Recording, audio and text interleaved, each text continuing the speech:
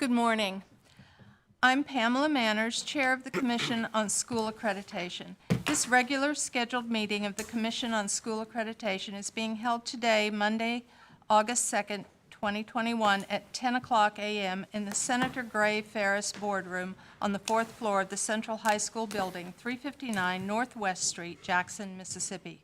The meeting is being live-streamed via the MDE YouTube channel and broadcasted in the auditorium located on the second floor of the Central High School building.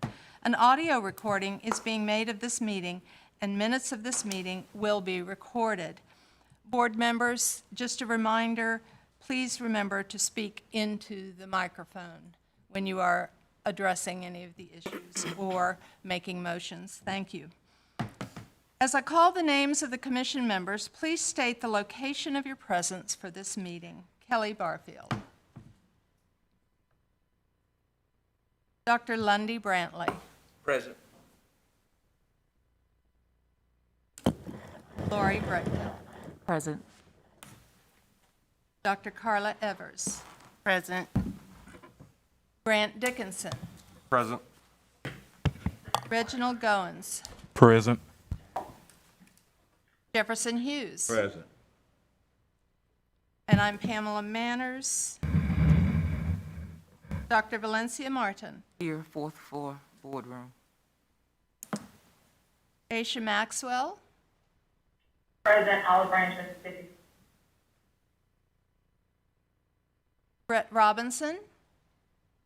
Present, Clinton, Mississippi. Brad Stevens. Present. Jan Vaughn. Present. Sarah Wansley. Present.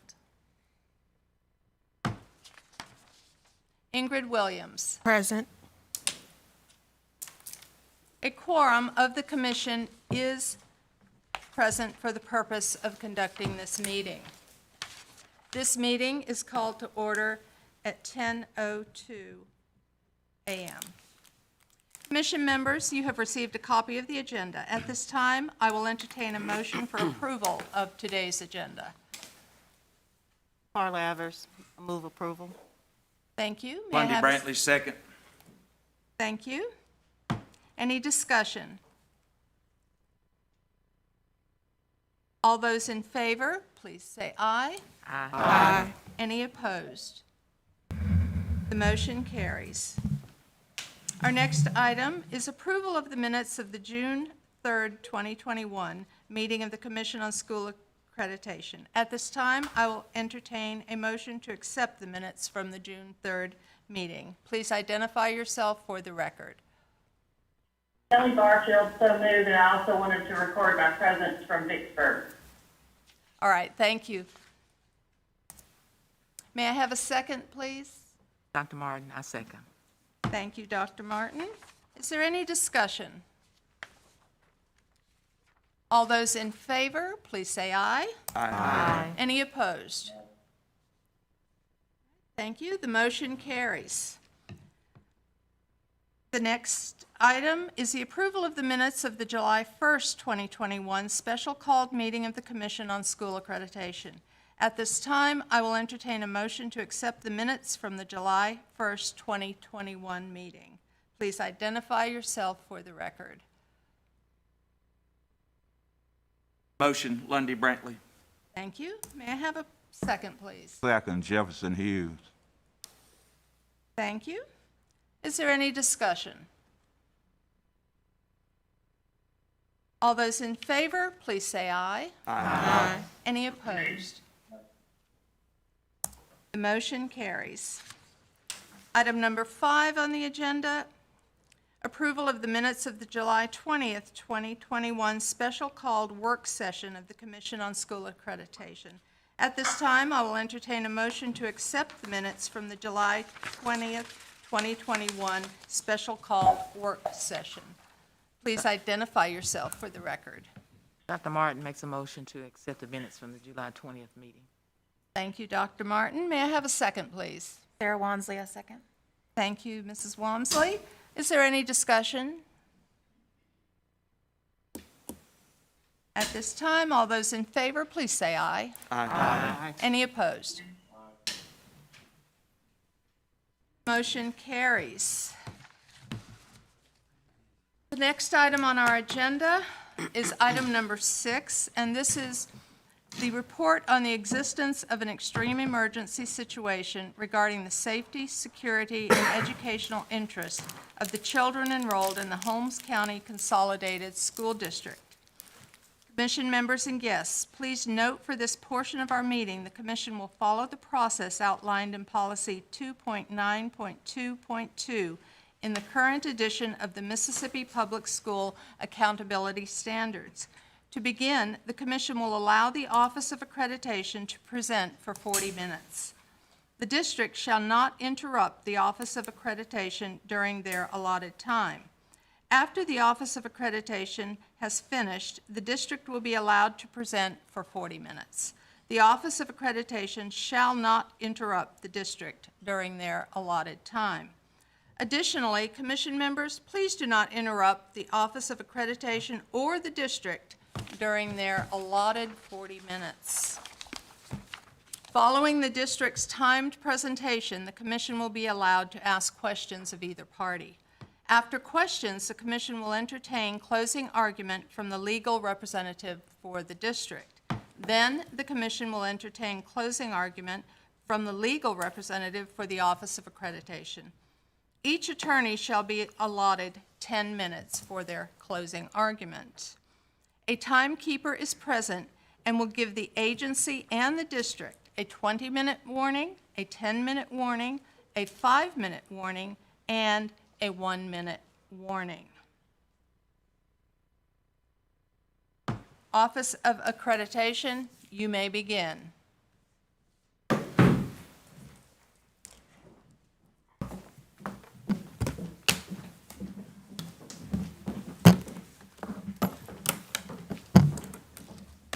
Madam Chair, we have some handouts for the commission. Includes a PowerPoint presentation. That's fine.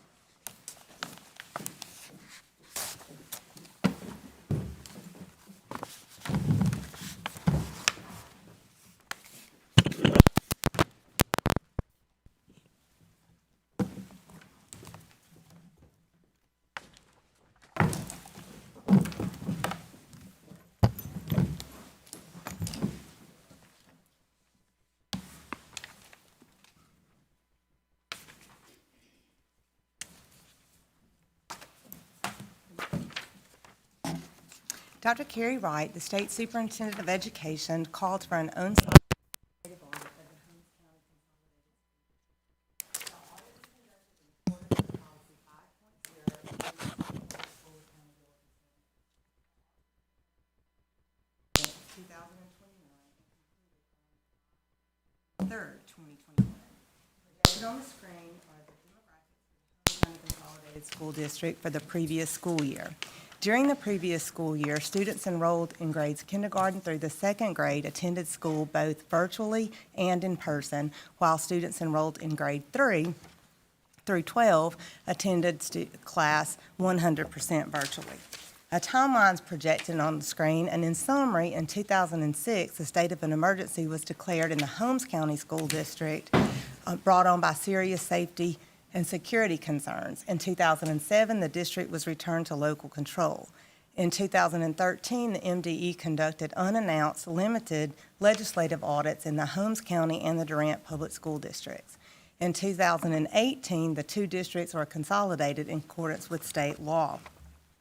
In 2020, the MDE issued a letter in October of 2020 to the local school board of the allegations, related to allegations of the day-to-day interference with the operations of the school district.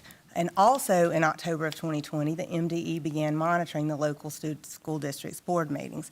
Later in that year, in December, the state auditor released a report regarding a limited internal control and compliance management report to the district. On March the 23rd, the state auditor notified the MDE, or Dr. Wright, that the district's independent audit firm had issued a disclaimer of an opinion for the district's 2019 report. Since the district was consolidated on July 1, 2018, the board has appointed 4 superintendents, 2 of which have been appointed as interim superintendents. Due to the resignation of one of the board members recently on July 8, the board currently has 4 members. 3 of the 4 board members have been serving since the district was consolidated in July of 2018. Of those 3 board members, which constitute a majority, they have experience ranging from 8 to 28 years in serving on a local school board. The on-site investigative audit was provided to the district on Monday, July the 26th. Today, this report is being made to the Commission in accordance with Mississippi Code 3717.612B, based on the findings of that report. The Commission must determine if an extreme emergency exists in the district that jeopardizes the safety, security, and educational interests of the students enrolled in the district.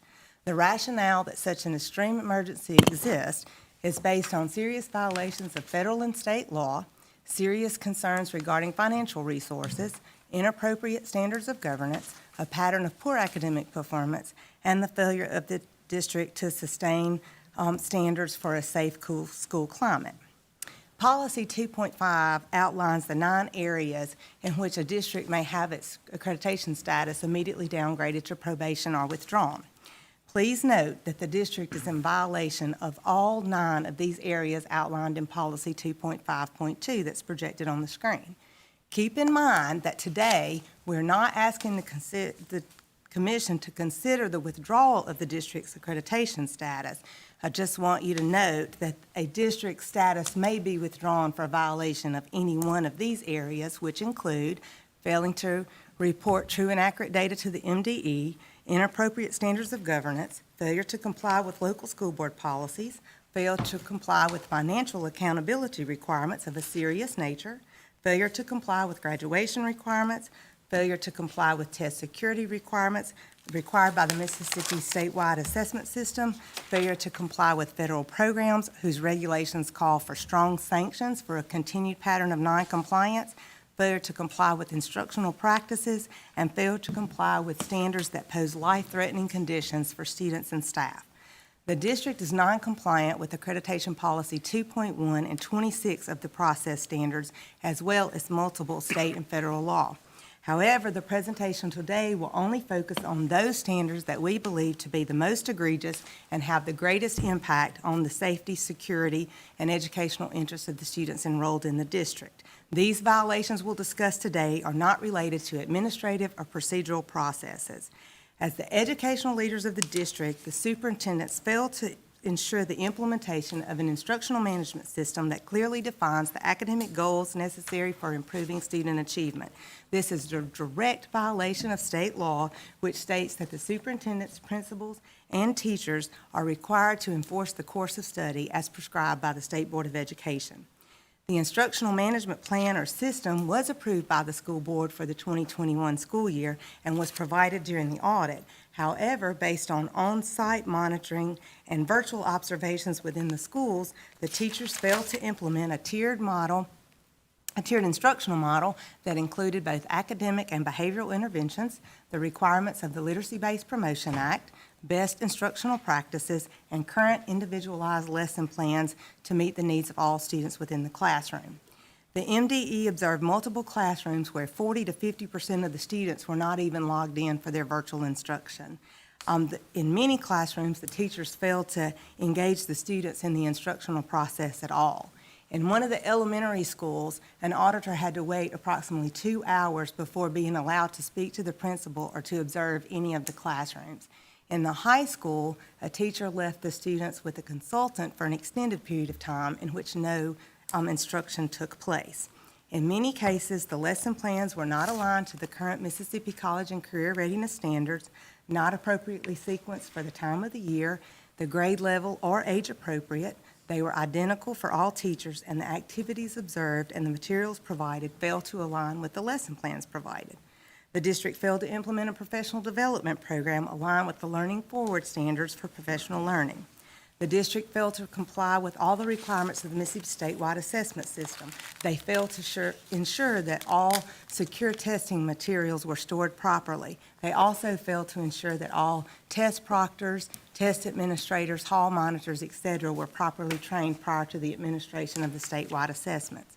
Findings related to the kindergarten programs included failure to integrate the required curriculum into the lesson plans, failure to provide evidence that the parents received a kindergarten handbook, failure to provide expenditures for materials and supplies, and failure to protect students from environmental hazards such as broken playground equipment.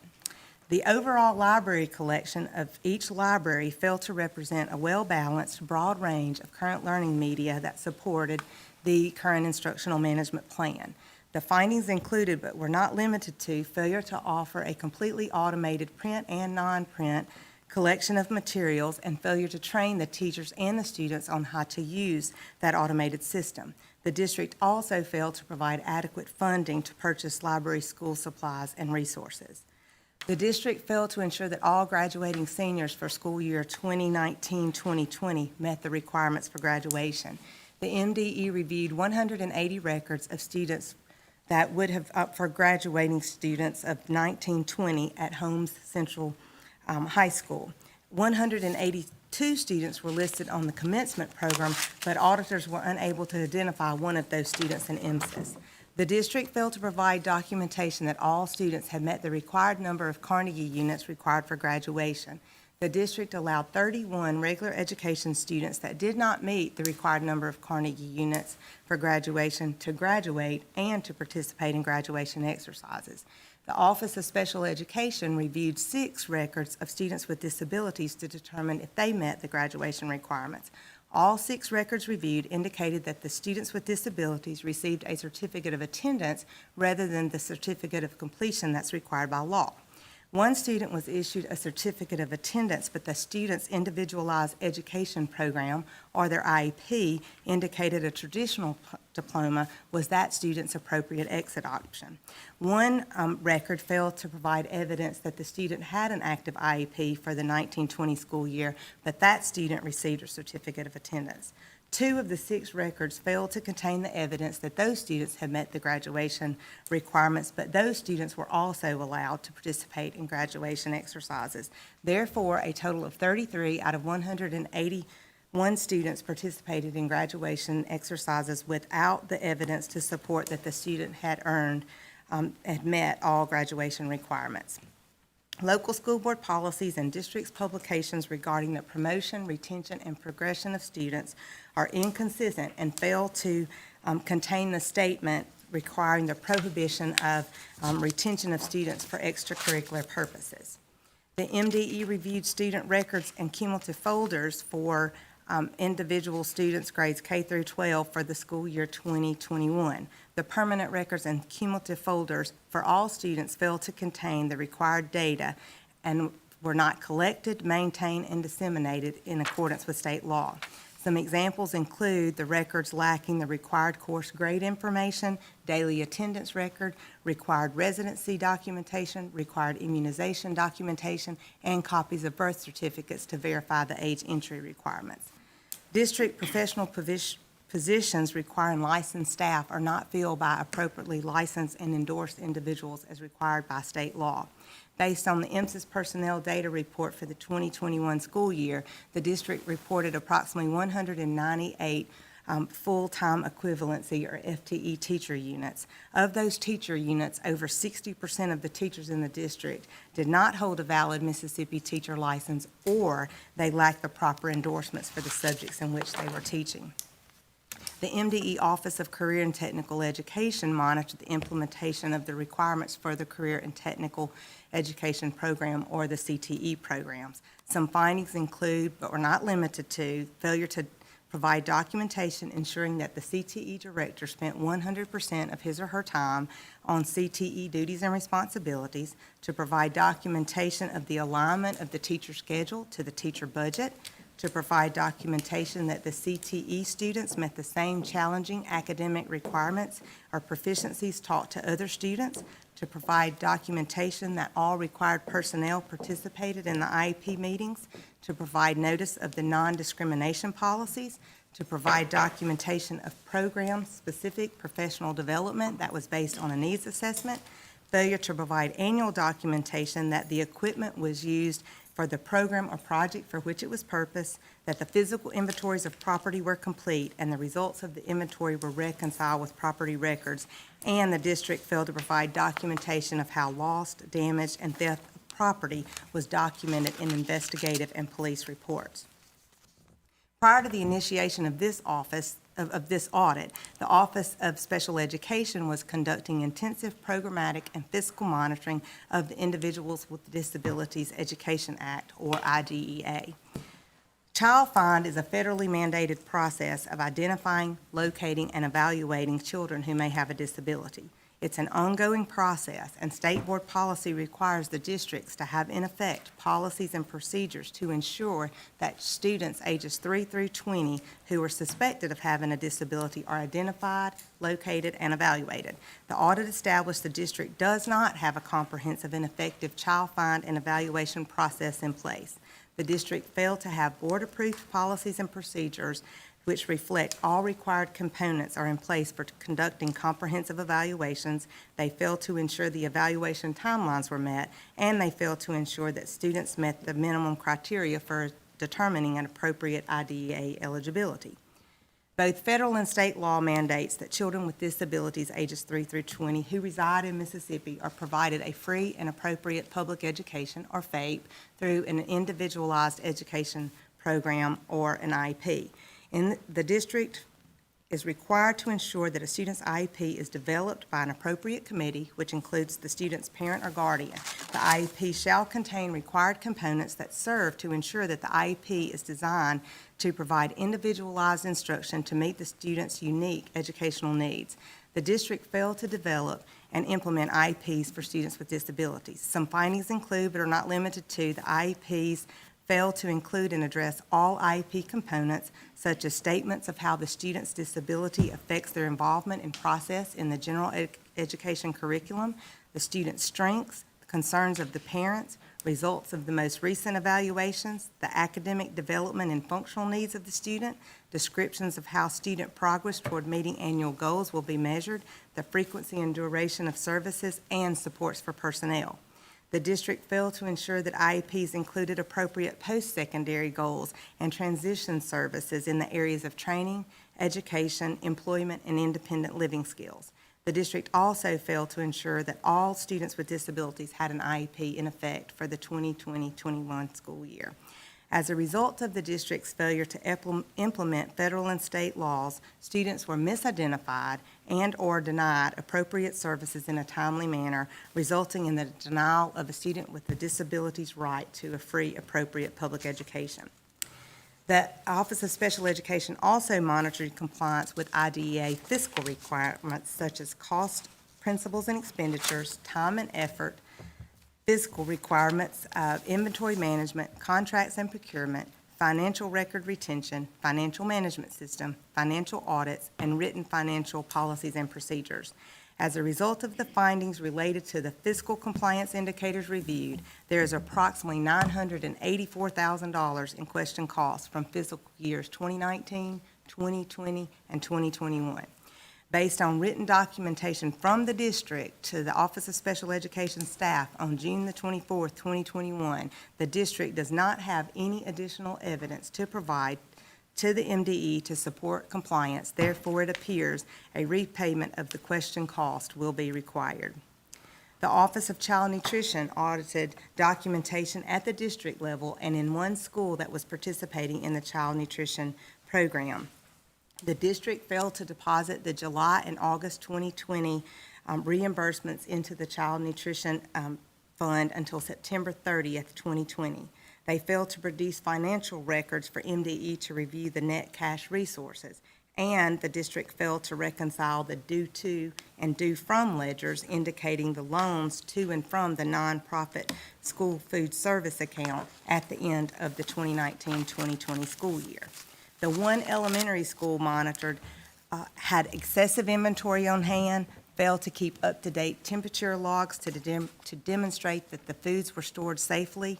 They failed to implement the required meal counting and claiming procedures to verify that all meals were served and received by eligible children, and to ensure that all meals served to students contain the required components, specifically milk.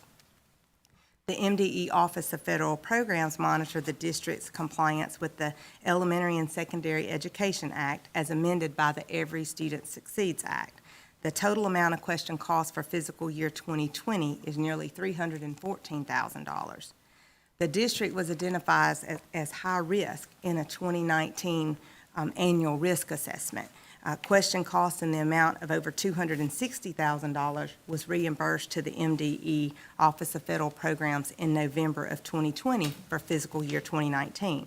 Although the district has reimbursed the costs due related to the fiscal year 2019 audit, the district still has outstanding findings from that audit that have not been cleared. Many of the findings related to the fiscal year 2020 audit were reflective of the same findings of the 2019 audit. Some of the findings of the 2020 audit include, but are not limited to, the district's failure to maintain proper controls of equipment, resulting in missing, lost, or stolen items, did not follow proper purchasing laws to procure goods and services, which resulted in the question cost of over $314,000 for fiscal year 2020. The district failed to provide policies, procedures, and evidence of implementation of the following fiscal areas: accounting system and fiscal controls, internal controls, records and information management, equipment management, personnel, procurement, equitable services, and general physical requirements. The district also failed to provide evidence of implementation for the following federal programs as required by law: level reservations and allocations to school, McKenty-Vento Homeless Education Act requirements, early childhood, supporting effective instruction, student support and academic enrichment programs, 21st century community learning centers, and school improvement. Overall, the MDE has serious concerns because the district has been allocated over $31 million in federal funds as a result of the pandemic. A comparison of the 2019-2020 and the 2020-2021 MSIS personnel data reports with employee contracts and salary schedules revealed numerous errors, omissions, and inconsistencies among MSIS reports, salary schedules, master schedules, list of staff, and contracts. The district is non-compliant with federal and state laws and state board policies requiring districts to provide safe and orderly schools. Findings include, but are not limited to, the district's failure to provide documentation of all required school safety drills, such as the monthly fire drills, the semi-annual tornado drills, and the semi-annual lockdown intruder drills. The district failed to provide emergency packs in all classrooms. The school safety plans failed to contain 2 evacuation locations and 2 reunification points. During the recent July 8th board meeting, the superintendent, Dr. Powell, reported that the district's MOU with the Holmes County Sheriff's Department would be discontinued due to lack of funds and to the fact that the Sheriff's Department had not been paid for over 2 years. The reported amount due to the Sheriff's Department is approximately $80,000. During the public comment of that meeting, several parents voiced concerns that without an MOU with the Sheriff's Department, that discipline will be out of control in the schools for the upcoming school year. As of Friday, July 30th, less than a week prior to the beginning of school on Thursday, August 5th, the board has not approved a plan for security personnel or crossing guards. The district has a current inventory of 71 buses. The MDE inspected 50 of the 21 buses. 50 of the 71 buses, 21 of the buses were out of service for mechanical issues and were not inspected. The MDE noted multiple defects and significant safety issues on the buses that were inspected. The district failed to produce documentation of the quarterly bus inspections and the maintenance reports for the buses. The district failed to provide documentation that the required 2-hour in-service training per semester for every bus driver was conducted during the 2021 school year. The most recent documentation of the required in-service bus driver training provided was for the 2017-2018 school year, which was prior to the district's consolidation. The district failed to have a yearly motor vehicle report on file for each bus driver. The district failed to produce documentation that bus emergency evacuation drills were conducted at least 2 times per year during the 2021 school year. The district failed to provide clean sanitary facilities in a safe and secure environment. The findings of the report for school facilities included numerous violations of life and fire safety codes.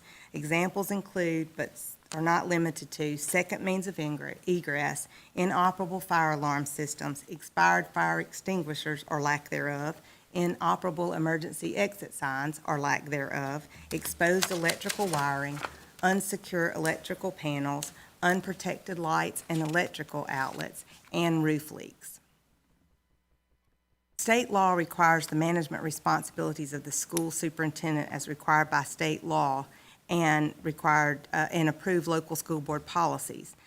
These requirements include implementing plans, procedures, programs, and systems that clearly define and outline desired results. The superintendents have failed to provide effective educational leadership in key areas, including management of district personnel, effective implementation of policies, and the development of board and community relations. Although the current superintendent, Dr. Powell, began serving on May the 17th, 2021, the Chancery Clerk's office did not have records that she was bonded until July 21st, 2021. According to state law, a bond is required upon entering the duties of the office. The board failed to ensure that this bond was in place prior to Dr. Powell assuming the duties and responsibilities as superintendent. In addition, the board allowed Dr. Powell to drive a district vehicle prior to being listed as an insured driver on the district's insurance policy. The superintendent wrecked the district vehicle on June 30th, and the superintendent's daughter, who is also a district employee, was a passenger in the vehicle. The superintendents and board failed to implement policies that clearly define and ensure that the necessary plans, procedures, programs, and systems are in place to serve all students. Current board policies do not serve as the basis for the day-to-day operation of the district. Many of the board policies are inconsistent, missing, or incomplete. The board members fail to effectively perform their duties in a manner prescribed by law. The board also failed to limit its responsibilities to setting policy and assessing results. Based on observations of the board meetings, a review of the board minutes, and admissions by the board members, the board has violated the Opens Meeting Act, inappropriately used executive sessions, failed to understand its role, lacked the knowledge of Robert's Rules of Order, failed to be properly bonded, failed to adhere to board policy, failed to limit the development of policies, its actions to the development of policies and the evaluation of the effectiveness of those policies, interfered with day-to-day operations of the district, acted beyond the scope of their authority and recommended staff for positions and vendors for contracts, has had a practice of delaying action on personnel recommendations by either tabling or later rescinding the action, has voiced concerns that fellow board members have breached confidentiality of executive session items and/or discussions, spoke with members of the community regarding district matters outside the board meetings, and failed to act with due diligence in the maintenance of buildings. A review of the board minutes posted to Board Book from July 2020 to June 2021 revealed an excessive number of special call board meetings. During that time, there were 56 board minutes. Based on the information in Board Book, 44 of those 56 board meetings were considered special call meetings. The practice of excessive special call meetings has continued since Dr. Powell's appointment in May of 2021. Please be reminded that the majority of the board that's currently serving has been serving since the districts were consolidated in 2018. On Friday afternoon, July 30th, the MDE was notified that the district had scheduled a special called meeting for 6:00 p.m.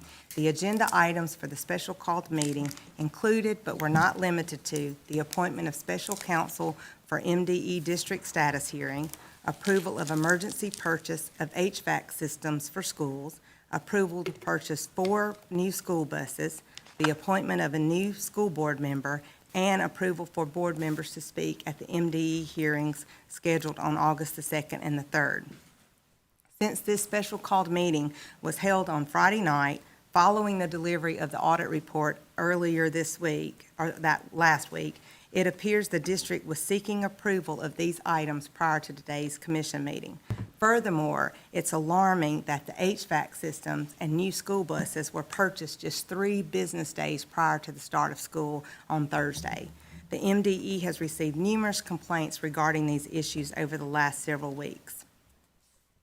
At this time, I'll ask Dr. Felicia Gavin, MDE's Chief Operations Officer, to share findings and concerns related to the district's failure to comply with financial accountability requirements. The Holmes County Consolidated School District's unaudited financial statement for the fiscal year ending on June the 30th, 2019 was released on March the 17th, 2021. On March the 23rd, 2021, the Office of the State Auditor informed Dr. Carrie Wright and the State Board of Education that a serious financial condition exists in the district for the 2019 fiscal year. Based upon this most recent annual audit, the district is financially unstable due to the material weaknesses and non-compliance as a result of the district not having adequate and complete records for an effective system of internal controls that ensures strong financial accountability and the safeguarding of both financial and federal program assets. The district failed to submit its annual financial audit report for fiscal year 2018 by the March 31st, 2019 deadline. The district also failed to submit its annual financial audit report for the fiscal year 2019 by the Office of Management and Budget, OMB, extended deadline of September 30th, 2020. The district's most recent annual financial audit report found that the district failed to have a sound financial internal control system in place to ensure that all of its assets and properly recorded are properly accorded to the Financial Accounting Manual for Mississippi Public School Districts. The district received a disclaimer of opinion on the most recent financial audit. The statements in the report, they're unaudited. Simply stated, the district does not maintain adequate and complete accounting records to provide sufficient information for the fair presentation of the basic financial statements. Since the district does not have adequate and complete records, the auditors were not able to apply other accounting procedures to satisfy the sound, fair presentation of the financial statements. The district also failed to ensure a proper system of internal controls for cash and bank accounts to be reconciled accurately and timely. They failed to provide receipts for funds received after June 30th, 2019 as supporting documentation for accounts receivable to substantiate the account balances. They were unable to provide supporting documentation to substantiate the balance of accounts payable, and the district had a payroll expenditure difference of $690,000 between the amounts reported on the IRS Form 941 and the trial balance. The district lacked the supporting documentation for receivables recorded to substantiate the account balance for revenue. In addition, the local school board is required to submit its annual budget to the levying authority and the prescribed budgetary information to the MDE by the 15th day of August each year, in accordance with state law and state board policy. The local school board is also required to budget and expend funds under the public school health insurance plan as required by state law and state board policy. Failure to remit premiums, interest penalties, and/or late charges in a timely manner may result in withholding a school district's adequate education program funds. No findings were reported in the 2019 audit report regarding the above mentioned requirements. However, as a result of the disclaimer of opinion issued by the district's independent audit firm, the MDE Bureau of Internal Audit was unable to determine compliance. The State Board of Education approved the appointment of a financial advisor to the district on April the 15th, 2021. The financial advisor began working in the district on April the 30th, 2021. In accordance with state law, the financial advisor appointed to the district, they shall, one, approve or disapprove all expenditures and all financial obligations of the district. The advisor shall ensure compliance with any statutes and State Board of Education rules or regulations concerning any and all expenditures by the district. The financial advisor shall review salaries and the number of all district personnel and make recommendations to the local school board of any needed adjustments and work with the school district's business office to ensure that all accounting procedures are correct and the proper use of school district funds to prepare the school district's budget for the next fiscal year. During the last 3 months of the financial advisor has begun reconciling 3 main bank accounts that have not been reconciled in over a year. She has attempted to put internal controls in place to prevent non-compliance, waste, and unbudgeted expenses. Unfortunately, many of the preventive measures and processes that she has attempted to put in place have been met with resistance. Examples include, but are not limited to, vendors are performing services without contracts in place, fund accounts have negative balances, revenue and expenditures totals for federal grants cannot be reconciled between the accounting system and the grant system, which makes it difficult to determine what the project balances are. District employees have attempted to purchase high-dollar assets without following state procurement laws that require you to get quotes and purchase at the lowest cost. Fixed assets have been donated to outside organizations but were never removed from the district's inventory. Assets with an approximate value of over $500,000 have not been added to the financial system. There have been excessive number of invoices dating back to March of 2021 that have not been paid. Since that time, staff has been terminated for such actions. The board approved rescinding the security contract with the local sheriff's office with no plan in place to provide security or crossing guards to the schools. Textbooks have not been funded by the district since before the consolidation. Some schools have editions as old as 1998 and others have 2008 editions. The financial matters and the resistance of leadership to allow the financial advisor to implement and recommend strong internal controls as outlined in the law is a major concern. I will turn it back over to Dr. Vanderford. Thank you. The report provided included a 5-year history of performance for both the Holmes County and the Durant Public School Districts. But as a reminder, the 2 districts consolidated for the 2018-2019 school year. Therefore, there is only 1 year of performance data for the Holmes County Consolidated School District. As a result of the pandemic and the federal waiver for accountability for school year 1920, the district maintained the same performance classification or letter grade for the 1920 school year. Since 2014, both the Holmes County and the Durant Public School Districts have been assigned a performance classification of a D or an F. Since that time, the majority of the schools within each of those districts have been assigned a performance classification of a D or an F. In 2019, the newly consolidated district was assigned a performance classification of an F. The district ranked in the bottom 5% in reading proficiency. The district ranked in the bottom 5% of math proficiency. The district had the lowest science proficiency in the state, and only 3.2% of the students scored proficient or above on the Algebra 1 end-of-course assessment. The district is currently ranked 137 out of 140 districts, excluding the charter schools. Please be reminded of the 9 areas that are the most serious and egregious violations of accreditation standards.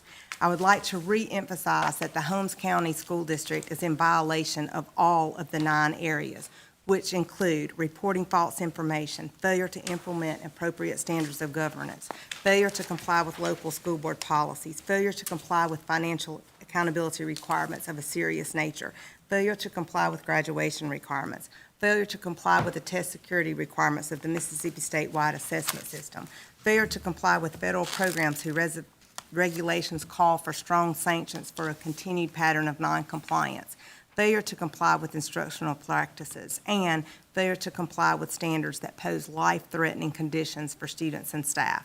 In summary, based on state law, the commission may determine that extreme and emergency exists in the Holmes County Consolidated School District that jeopardizes the safety, security, and educational interests of the students enrolled in the district, and that such extreme emergency exists is believed to be related to serious violations of state and federal law and accreditation standards, serious concerns regarding financial resources, inappropriate standards of governance, a pattern of poor academic performance, and failure to comply with standards that sustain a safe school climate.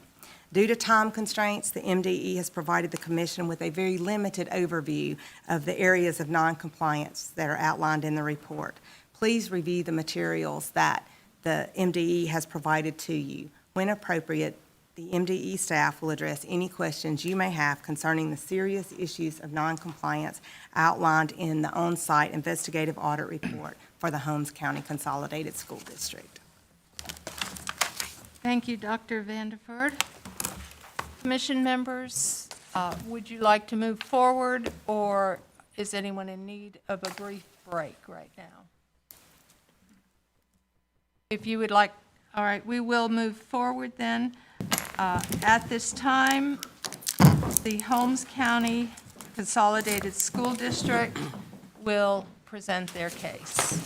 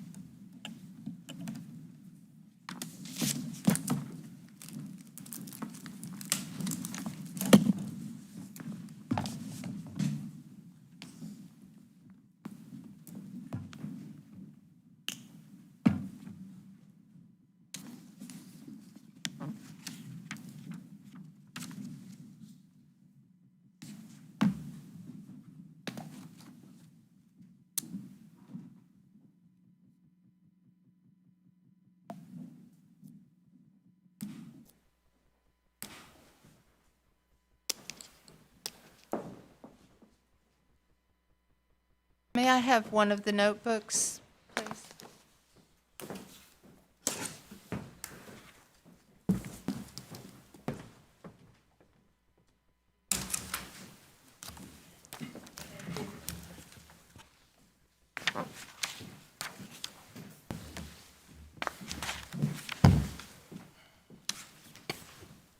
Morning. Good morning. Holmes County Consolidated School District, you may begin. Thank you so very much. Good morning again, everyone. I'm Dr. Deborah Powell. I'm the superintendent of Holmes County Consolidated School District. We have our board chairperson with us today, our vice chair, and our board secretary, and our newly appointed board member that are here in support. I always go by a motto in my professional life. We celebrate those things that are working well. We account for those things and recognize those things that are challenges, and then we just put together and implement some solutions for a greater future. That's what I have attempted to do since I've been appointed May 17th of this year. Now, what I'm going to share with you is not pretty. What MDE just shared with you, most of it is actually accurate. So the board, in its wisdom, knowing that, decided to chart a new course, change directions. Thus, I was appointed to the position. And I have to be very candid with you. I am excited because we have some good things that are happening in Holmes County despite that audit. Now, we didn't need MDE to come in and tell us about the audit on Monday. Day one, and prior to day one, we looked at the issues because I had knowledge of what was happening in Holmes County. So day one, we knew, and we began our own internal audit. And when I spoke with the auditors, I said to them, when you come back, we are going to have a new theme song. And that song was going to be done, done, done, done, done, meaning we've looked at those 32 standards. We've written to those 32 standards. And let me submit this to you all. And I want you to really hear this. We are charting on the right course now. That's a very important fact that we want you to all recognize and understand. But let's go back, if you will, to how we got to this place. A place where we don't want to ever have to come before you defending what we didn't do, but celebrating what we did do. When the district was consolidated, MDE, in its wisdom, appointed Debbie Jones to help with that transition of consolidation. Our federal situation, our academic situation, our financial situation was horrible. So when both districts merged, Debbie Jones was in place to help. After a minute, and when she saw our financial situation, she left. I didn't know she left. The board didn't know that she left. I wonder if MDE knew. And if they knew nothing was done, she just left. Then we had another interim superintendent come. Well, before he came, they put a CFO in. He was with the district.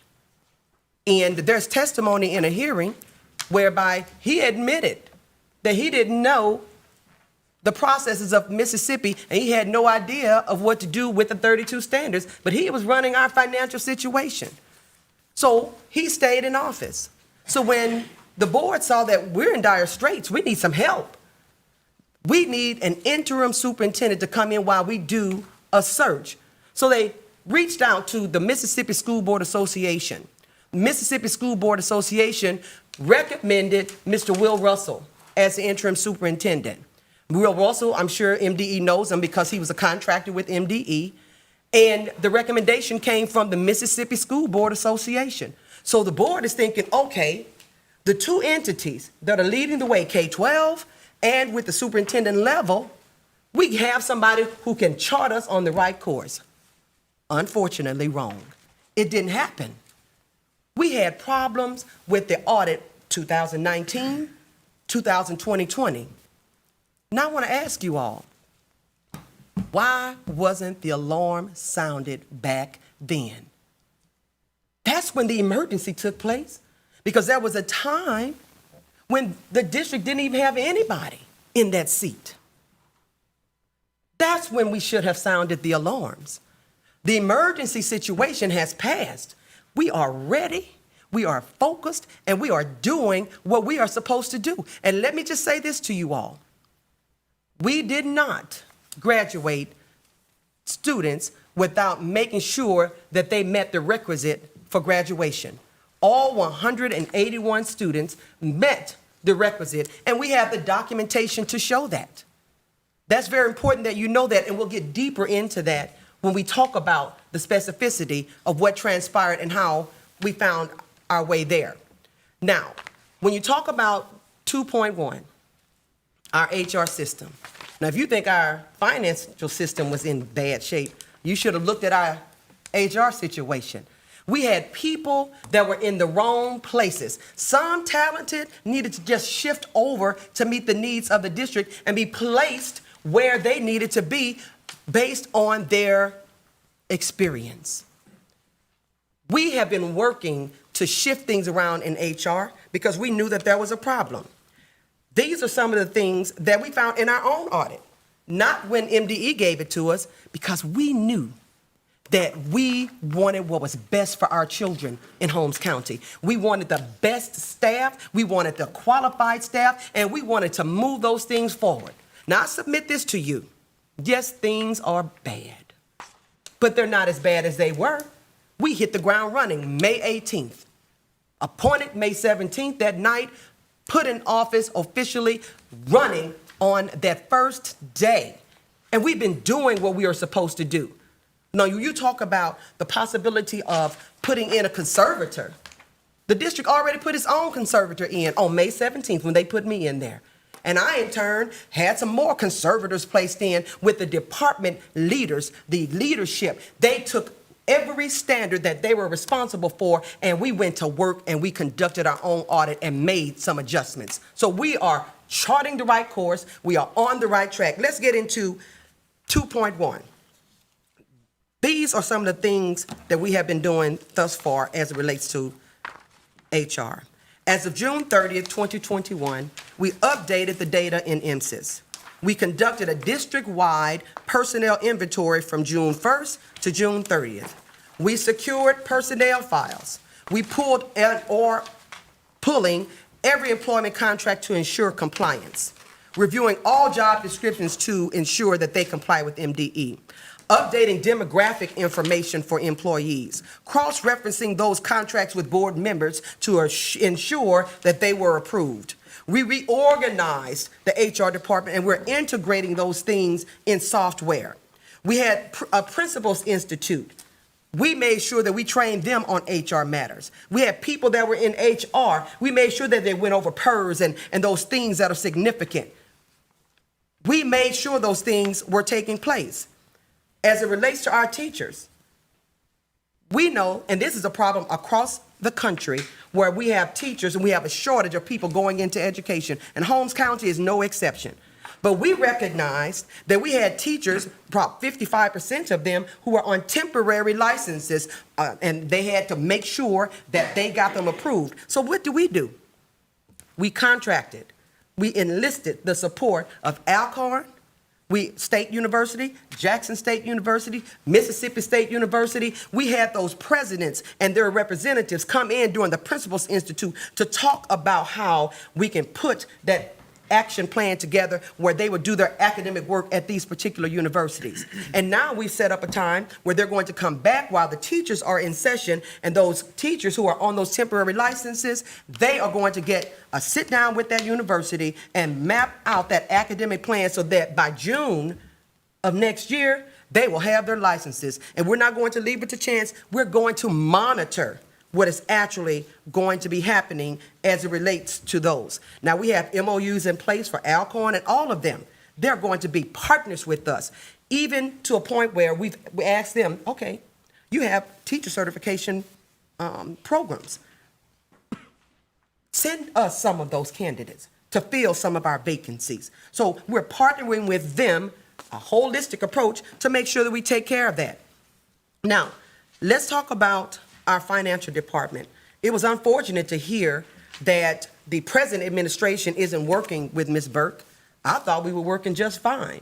In fact, when she found herself, feeling that she needed some assistance, we hired our own financial person because the district didn't have its own. The person that we hired as our supervisor of accounting, she has 12 years experience as a business manager. She knows about reconciling bank statements. She knows about making sure that there's proper recordation and we're spending the money out of the right line items. She knows those things. She's done it for 12 years for a school district. And we didn't stop there. A lot of our problems that Dr. Gavin spoke of about paying bills late, that is absolutely true.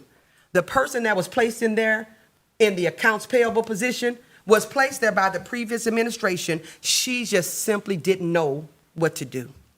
So we've replaced that person. And now the person that we have has 20 years of accounts payable experience dealing with those kinds of things. So we're reshifting and putting things together, and the district is working in tandem with MDE's appointment as it relates to that. Now, the graduation, 14. Let me share with you all what transpired. And let me say this very emphatically to you. The district definitely has a recordation problem, a documentation problem, a follow-through problem, a clerical problem, and an oversight problem. They did until the new administration came in. What happened as it relates to the graduation, we did not graduate people who were not meeting the requisite Carnegie hours for graduation. What happened when MDE's auditors came in, they looked at the CUME records, and they were not filled in. But what was also in the records was certified, legitimate transcript that the students had actually met the Carnegie hours and units necessary for graduation. Should our counselors have made sure that that took place? Absolutely, they should. So what did we do? We didn't just sit back and say, oh, well, when they cross-referenced everything, we found that 179 of them did have the regular graduation degree, and then the other two, they actually had their letter and their certificate, and then the one that they mentioned they couldn't find a record of, that person had actually transferred out of the district.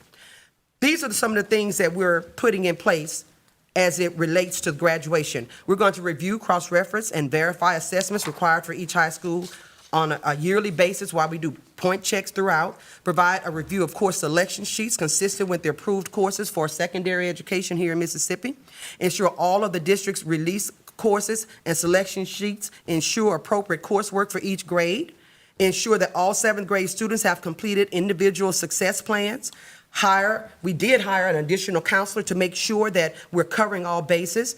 We're going to deny approval of early release to any senior that lacks sufficient credits to graduate to ensure that the graduation's requirements are met. We're going to ensure that all students have individualized career academic plans. We're going to review student schedules for accuracy and verification, ensure that counselors are implementing as outlined in the dropout prevention plan, as well as the early warning system with appropriate verification. These actions are aimed not only to ensure the graduates meet the requirements, but implementing measures to include and increase our graduation rates. Now, as it relates to Standard 16, we reject that. We simply reject the findings that the auditors came up with. If you would look at the Kavion Core, that's the system where we upload, where our test coordinators and our proctors are going to be giving the test. We have sign-in sheets and we have the actual list of the people who were proctors, and that was uploaded on June 1st. The testing closet at William Sullivan, when they talked about where we didn't have a key, where we had a key in there, well, they were moving in and out. These were people administering the test, making sure that we had everything that we needed. And the same thing happened at at SV Marshall. Now, our SPED department. Look, we simply did not comply with that standard. We just didn't. And the district is going to have to pay back money. That is a fact. Federal dollars will have to be given back. But it wasn't because we were just ignoring it. The unfortunate reality is the person that they had doing it had absolutely no experience. The prior administration just put her in there and she was sent out to float. We're not doing that anymore. We now have Dr. Felinda Travis. Dr. Felinda Travis has already had experience doing federal programs for a local school district, and two of her mentors and trainers actually work for MDE now. So we are well on our way to deal with that. Dr. Travis knows how to input federal monies. She knows the laws and the processes. She has experience in that regard. So we've shifted to people who were not qualified to people who were well qualified and experienced, because that's what you do when you're trying to make good management and good decisions.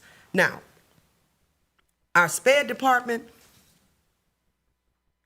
and the reason why I mentioned Dr. Travers with the federal programs is because we need to track the monies. We need to know where the monies are. We need to make sure that they're spent right. But we hired someone in Dr. Nanya Thrasher, who has vast experience, and she's been working with Alice Hunter, who is an educator in residence with MDE. So we're serious about this. Dr. Thrasher has had the experience of going through 3 MDE SPED audits, and they have been successful under her leadership. She's made sure that policies and procedures were put in place to make sure that we met the FAPE and the IDEA guidelines. She's looking at new people coming on board, hired a psychometrist who knows the processes, knows what our children need. She loves our exceptional students because they're exceptional and we need to make sure that we give them everything that they need. She's put together some guidelines, a new proposal that's going to go before the board in August to make sure that we have what we need. She plans to meet with Ms. Hunter again in August, starting this month, so we can keep monitoring and making sure that we're giving our babies what they need. And even to a point where if we have to go back out because of COVID, she's put together a plan to make sure that our exceptional students will still get the quality instruction and education that they need. Now, process standard 17.5, our child nutrition. Let me say this to you. Yes, there was an excess. But if you all know that during the regular school year, excess of food, during the regular school year, we are charged, according to MDE guidelines, to make sure we have choices and selections for the children. Well, when COVID hit, it took us all off our square. So instead of having that selection, we had to make sure that we gave them the items. So the excess that's there is not going to go to waste. We're not going to order as much so we can use that excess. But we went from having to provide choices for children to providing one choice and sending it on out. As it relates to the milk, the children weren't wanting the milk. So the staff initially said, well, we won't order anymore because it's a waste. But then the supervisor, Ms. Renee Pritchard, told everybody, no, you still order the two as it relates to that. The issue with the first meal and second meal mix-up and accounting error just didn't put the right documentation in the right place. Those kids were fed with the first meal. Now, as it relates to parents coming, and we had a situation where a parent would come, and if you have 3 of your kids there in the same household, well, that one parent will come up and pick up the meals. Well, we fixed that. We now have a sheet that they sign that it gives credence and clearance for that parent to pick up for those 3 children that are in that particular household. And so COVID hit us, and as it relates to the dry storage area where there was not a temperature check, we fixed that too, because we're going to make sure that our supervisor is on board with what is transpiring. Now, as it relates to our libraries,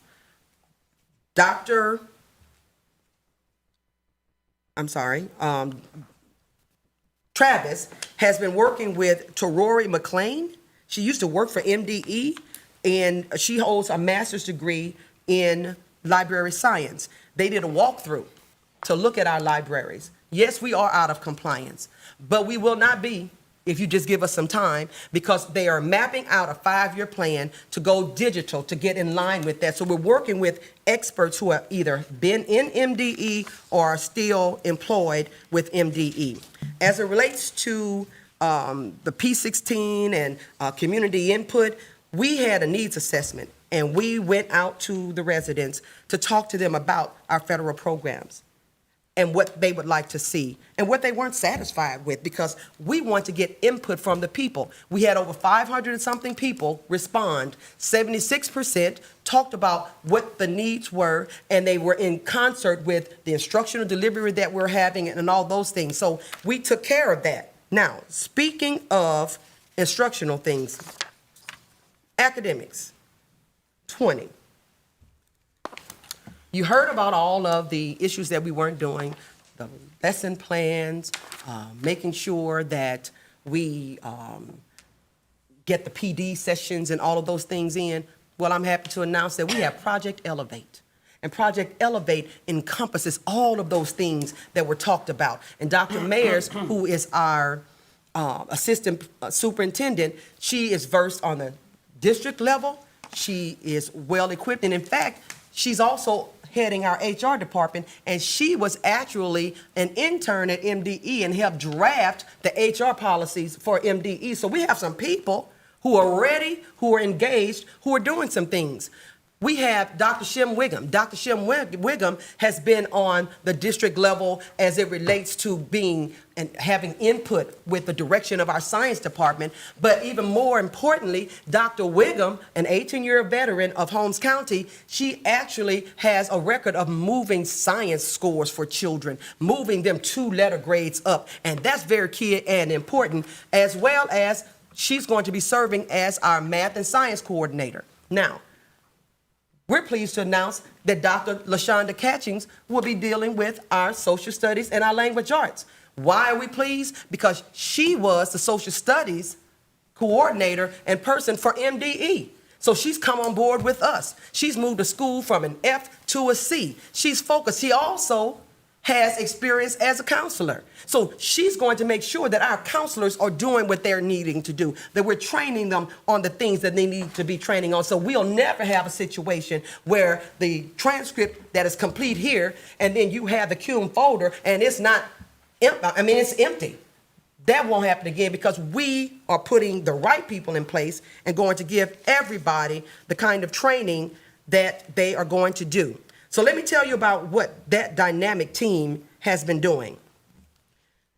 They have put together and they're submitting an instructional management system for board approval, 812. They implemented curriculum binders, biweekly PLCs, and provide additional PD for curriculum coaching. Will implement an IMS monitoring protocol tool, lesson plans reviews and classroom checks for fidelity. Seek external providers. We have some really good external providers that are coming on who have track records of helping to move schools and students forward in the Kirkland Group, Kids First, WIN, Mu After Theta, Climbing Higher Heights. That's so important, and we're going to be paying for those things. But let me share something that really made us exciting. We are drilling down the data, looking at the students' skills, looking at the skills that are necessary to pass the standards. In the past, it's just pass the standards and give them some. No, if you are in Algebra 150 and you can't multiply and divide, we can't expect you to be able to pass Algebra 150. We need to stop and teach you the skills that is necessary to pass Algebra 150. That's what we have been doing, and we put it to the test this summer.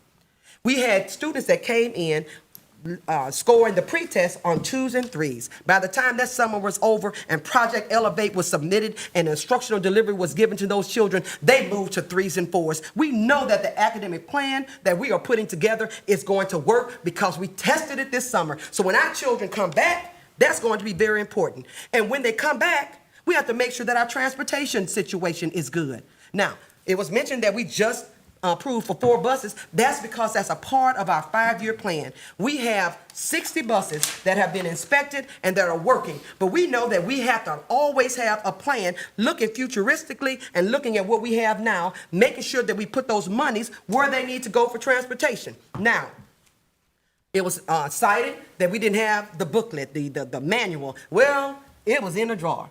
They need to pull things out. It does you no good to have a manual in the drawer if you're not going to follow it. And so that's what we're going to make sure happens. As it relates to the drills will take place for the students the first week of school. In fact, our students come back on the 5th, and so we're ready to rock and roll in Holmes County. As it relates to the issues of making sure that our drivers are certified and qualified and they have their training. We had a training on June 24th and 25th and in service with those drivers to make sure that we are making sure that our children are safe. Now, our buildings are old. Some of our students, they sit down and they talk with their grandmothers about how the grandmother went through the same halls and the grandmother is 70 years old and we have these little kids. Our buildings are old. So the leaks, they're true, but we have monies that are set aside to make sure that we repair those leaks, to make sure that we do those things. Now, the little things about and the reason I call them little is because we fixed them already. They were small. Making sure we have batteries in the exit signs and making sure that there's an evacuation plan. And Dr. Mayers is going to make sure that there's a reunification plan. We have these things mapped out. In fact, we have people on staff now that they have looked at every standard, what standard belongs to them, and they put together policies and procedures that are going to be monitored and checkpoints that are going to be required of them. So building safety is very important to us. We care about what's happening. As it relates to the asbestos, We pulled the manual from the EPA model management, and we're mirroring that, and that will be put together. We're doing the things that are necessary and that anybody should really just simply do. Now, we have a safety manual, and it's going to be presented for approval. We have policies that have changed that we're putting towards that end, and we're doing what we need to do. Now, let's go to the Sheriff's Department. Yes, I did request that the MOU be stopped with the Sheriff's Department, because right when we were getting ready to close our books and Ms. Burke and I were almost giving each other high fives, like we've worked and we've stayed in this room and we've done it, they send a bill for $80,000. And I'm like, what? So $80,000. So when we looked in it and looked at what they were doing, the question was, where did $80,000 come? And we're in the midst of a pandemic. What they ended up doing was telling us that that's 2 years worth of bills, when their memorandum of understanding said you need to present these bills monthly, but they didn't do that. And then the question came, we're in COVID. Your contract says when students are present, why are we looking at $40,000? Why every time our children go down the street to play basketball somewhere, the sheriff gives them a light flashing and they go there and charge us all of that overtime? You know, those are the kinds of things that were happening. So we stopped it in order to bring it more into focus, to say, this is what we need. They weren't conducting, and it wasn't in their contract, the emergency drills and the safety PDs with our staff. We had to pull back to make sure the MOU fit our needs and everybody was clear on where we were going. And we met with the sheriff, and now we are set to have that MOU, but we have to stop the wasteful spending, and that was one of the things that took place. Now, I said to you all that yes, we had issues with our finances. Well, MDE knew that. That's why they sent Ms. Burke. And we've been working with Ms. Burke, and we have our own person on board. HR out of whack. But we have a person who helped write the manual for MDE dealing with HR now. Federal programs, yes, problems with the recordation and keeping things together, but we have Dr. Travis, who's been there, done that, and has been trained by MDE employees. We have Dr. Thrasher, who's working with the MDE education and residents, walking through those things that are necessary. Dr. Felinda Travis, making sure that our libraries are going to be up to par, working with someone who has that experience. The transportation, making sure that we have a 5-year plan and we're rolling things out as it's necessary. The safety for our children in the buildings, we have plans to put roofs on the buildings, making sure that those little things that are major, to make sure the reunification plans and those things are there. We are making sure that we're doing what we're doing with food service. We are going to service our children and do what is best for them. We are serious about this work. We are serious about it. Now, the ding that we got as it relates to the infrastructure with broadband, with our children not really logging on, well, we're in rural America. The infrastructure was down. I believe that's one of the reasons why the state moved from AT&T to C Spire. We had difficulty with our internet connections. And so let me just say this to you all. We know we have problems. We know that. We had more, but we've been fixing them. So school's getting ready to start on Thursday.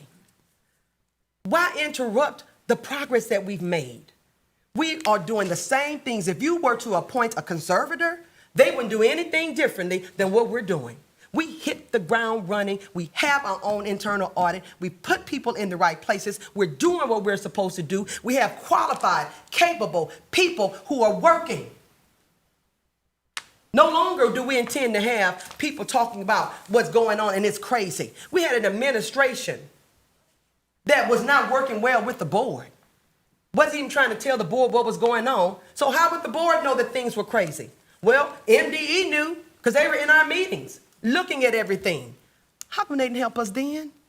Why we have to talk about an emergency situation now? The emergency was in 2020 when things were messed up. We're ready now. We're focused, we're putting plans in place, and we are doing what we are supposed to do. And if you appoint a conservator, that conservator will come in, and that conservator will make sure that the district is compliant. That's not good enough for us. We're making sure the district is compliant. But we love our children. We work hard for our children. We are doing what's necessary for our children. We need somebody that's going to just not come in and be compliant. We can do that, and we're doing that. We need somebody who's going to love on them, who's going to help them grow, who's going to look futuristically at the things that need to be put in place for them. With our staff, the culture in Holmes County had been one that we make the adults happy and comfortable. Well, not this time. Not this time. We moved people based on their ability and the needs of these children. We are putting the children first. So yes, some of the community members have been calling MDE. We want the state to take over. They don't understand what we're doing because they don't want to sit down and just be patient and wait. And we're asking that of you. Give us a chance. Please don't turn a blind eye to what we're doing. Read the documentation that you have before you. We're doing this thing. We're doing what any conservator would come in and do, except we have already done the work. To turn back the time and go back to have somebody new come in when you already have a new administration that's working with the board, doing what is necessary. I know that you all are here for the children. I know things are bad. I know that we have a lot of work to do, but we have the right people in place now to do that work. It's so important that you just give us a chance. I've not had a chance to talk with the auditors. I've not had a chance to sit down. If they had just come in and said, these are some of the findings, MDE, the day they came to us on Monday and handed us the audit findings, we had our own internal audit. It didn't take MDE to tell us what we needed to do. We appreciate them. We have 3 people on our leadership team that are connected to MDE, either by training or by being an employee. So we're already working with MDE. And we want to continue to work with MDE on behalf of our children. We just need you all to give us a chance. We are a new administration. We are a focused administration. And we are just 76 days old. But we've been rocking and rolling, putting processes in place, accountability measures and standards in place. That's important to us because these are our children. And we want what's best for our children. And we just humbly and respectfully ask, give us some time to continue the work that we have started so that we will have a successful school year. We're ready, we're focused. We just need MDE to continue to partner with us. We're all in this together. All of us are in this together. And we always talk about the children being our future. But let me submit to you an addendum to that. Yes, the children are our future, but the quality of their present dictates the quality of their future. And we want to be able to give that to our children. We are committed. We're not a conservative to come in and be compliant. We are going to do and are doing what's necessary to reach out and grow the Holmes County Consolidated School District community. And it will not get done without all of us working together. We all have to work together for our children. These are our children. They may live in different areas, but they're ours. And we, as the United States, we have to prepare our children to compete globally. And Holmes County is poised to do our part in that part of the county. And I thank you so very much for your consideration and listening, because we're ready, we are excited, and we just want an opportunity to continue the work that we have already started. Thank you so very much for your time.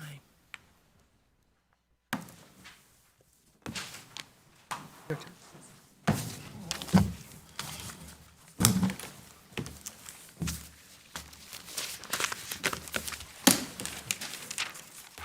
We have 5 minutes left. Yes, go ahead. Okay. My name is Anthony Anderson. I'm a proud son of Holmes County and a proud graduate of Holmes County School District. I'm a business owner. I'm a concerned parent, and I'm a member of the school board. I'm the board secretary. I previously served as the president, and today I am disappointed. We shouldn't be here today. Before I begin, let me clear up a few things. I thought Dr. James Henderson was the person to lead this district to success. He presented well, he had the right credentials, he checked all the boxes of being a good leader. But while Dr. Henderson was impressive on paper and in interviews, he was not a good fit. During Dr. Henderson's administration, the district declined speedily as he fired good teachers and administrators, replacing them with less qualified and experienced individuals. In one instance, he hired someone whose license was revoked. There were multiple fights at our high school each day, and some which became a virtual internet video set. Our high schools went from a D to an F. One elementary school went from a C to a D, and others saw no improvement. When the school board approached Dr. Henderson about change, he offered his resignation in July of 2020.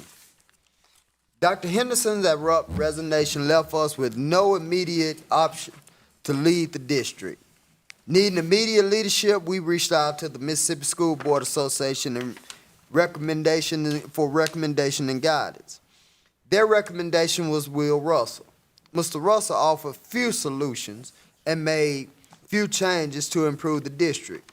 Whenever we would attempt to hold him accountable, Mr. Russell would say that we were interfering with the day-to-day operations in the district. We were not perfect. We were concerned and upset. Mr. Russell would not work with the board. To me, the interim superintendent job was early retirement for Will Russell. That is how he treated the job. What would you have done if you could not get the answers to the most basic questions? Do you study how to properly carry emotion, or do you push the people responsible for the children to do their job? When he retired, Mr. Russell refused to assist in the transition unless we hired his choice. Mr. Russell knew we needed him for the transition, so we gave in to his demands. His replacement was pretty much the same. As all this was going on, the board was working to improve itself. We received board training from MSBA. We sought guidance on our bylaws. We hired individuals to help us update our board policies. We asked for help and gladly accepted it because we wanted to improve the district. We were also in the middle of identifying our next superintendent. Again, we turned to MSBA to help with the search process. On October 22nd, MSBA sent Tommy Henderson to present a plan to the board. A few weeks later, she returned with an update on the search. On April 5th, 2021, we received another update from MSBA, and on May 5th, 2021, we interviewed 6 candidates. One person stood out, Dr. Powell. The board knew Dr. Powell from her time as principal. In her interview, she shared her vision to improve the district. Her vision matched ours. She has been working on the issues in MDE's audit since day one. She has improved the relationship between the board and the central office. We are all on the same page right now. I'm no longer worried about the future of this district. Dr. Powell has started the work. Give her more than 76 days. This board has hired an experienced person, and we would like to move forward with the plan that we have for our children in the district, with people they know, people they trust. I'm a member of that district. When I go to the grocery store, I don't want to be ducking and hiding and dodging people. I want to smile and wave, shake their hands, and say, we all has come together and we have improved Holmes County Consolidated School District. As we come to you, I pour my heart out to you, asking you for a chance to let us move forward with the superintendent that this board selected to move Holmes County forward. We have the things in place. Yes, we were behind on some things, but we have fixed that. We fixed it, and now we're ready to move forward. Thank you.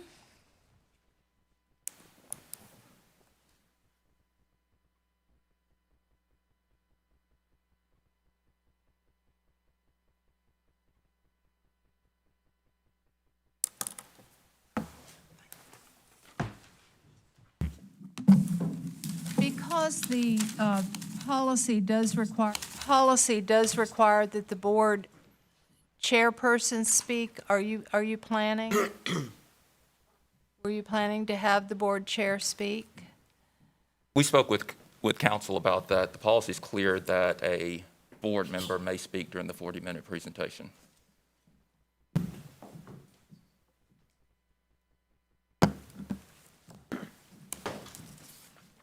It's about 2 sentences below board chair, 2 or 3 sentences.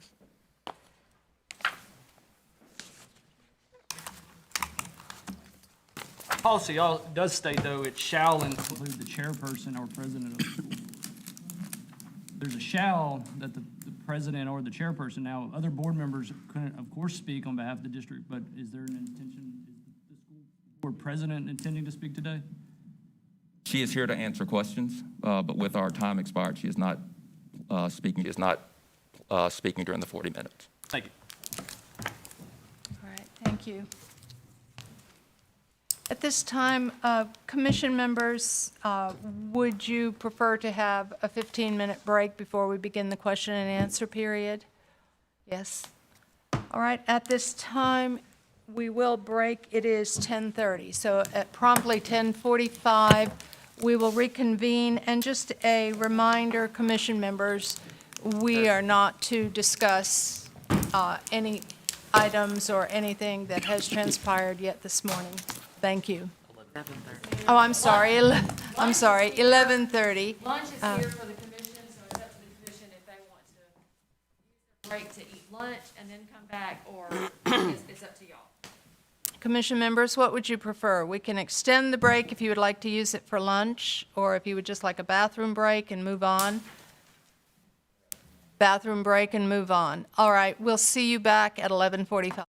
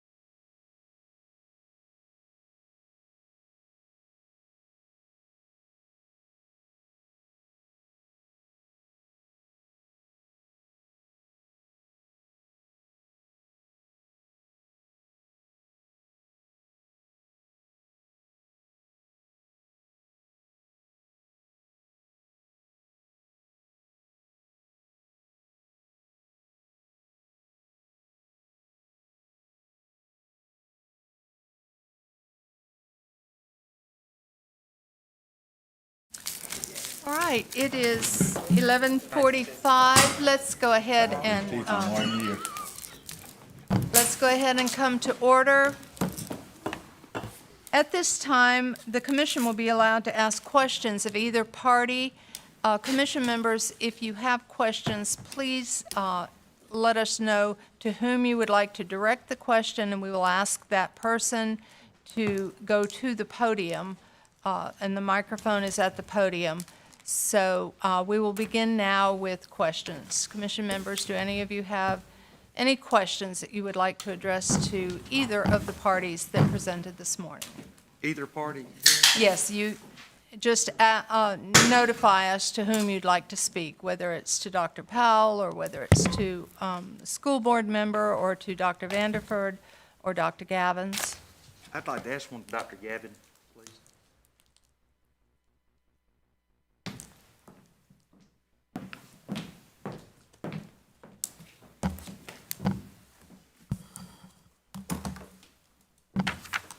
May proceed. Dr. Gavin, you mentioned several high-dollar assets that were purchased. Could you elaborate on that, maybe some specifics on what the high-dollar assets were? I believe in my talking points, I mentioned the financial advisor was put in place to procedures in place to make sure that the district follow procurement guidelines. One of the particular items that was brought to my attention was the purchase of a district vehicle that needed to be purchased, but was trying to procure that vehicle without following state purchasing laws.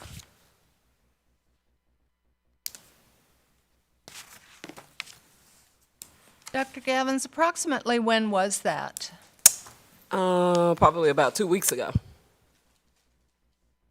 There's a process for purchasing state vehicle, not that the district couldn't place an order for a state vehicle, but there's a process that you have to have in place in order to make that procurement, and you have to follow very specific guidelines in order to do that.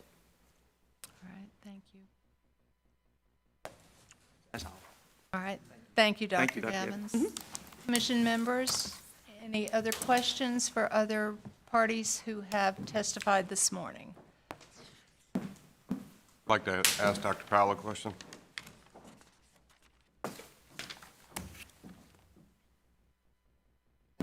Dr. Powell, you discussed pretty extensively your areas of concern under special education. You talked about a plan and that you had a new director in place to take care of those things.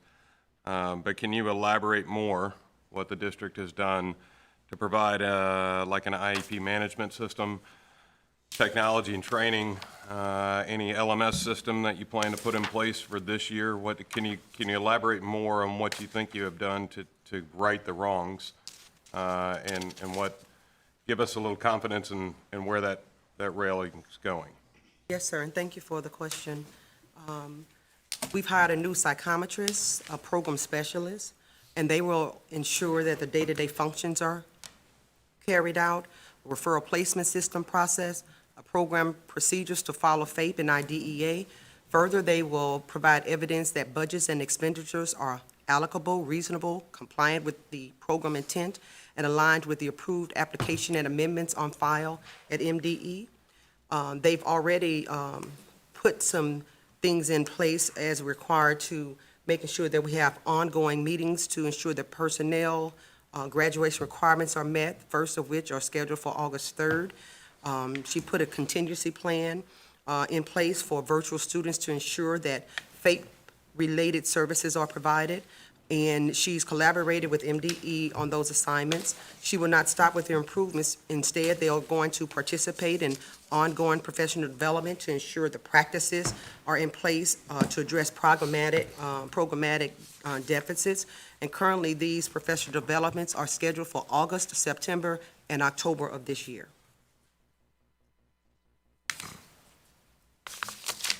Thank you. Thank you, sir. I have a question. I'm sorry. Yes, ma'am. I'm a little unclear about the current status of the CFO. Who is the CFO now? Because we have Shakita Burke as our financial advisor. We hired a financial supervisor. Her name is Bernita Washington, and she has been a business manager for 12 years for a school district. And so she's working in tandem with Ms. Burke. Okay. Dr. Powell, I have one question. It was mentioned earlier about in the vehicle with the daughter working with, in the district. What's her capacity and how does that relate in the chain of command with you? Okay. When I was first brought on board, 2.5 days later, I appointed Assistant Superintendent Dr. Mayers as the interim to put that buffer there, because I know if you are related third generation or closer, you can't be the direct supervisor. And Ms. Childress had been in the district for years since the consolidation and was doing the technology issue. So I knew that I couldn't be her direct supervisor, so I made Dr. Mayer supervisor over everyone. As it relates to the vehicle, in my contract, the board stated that they would provide a vehicle for me. In the beginning, the board president and the secretary said, well, we'll get you a vehicle because the car that we had was 17 years old and it was torn on the inside. But I said, no, we're going to try to go with what we have.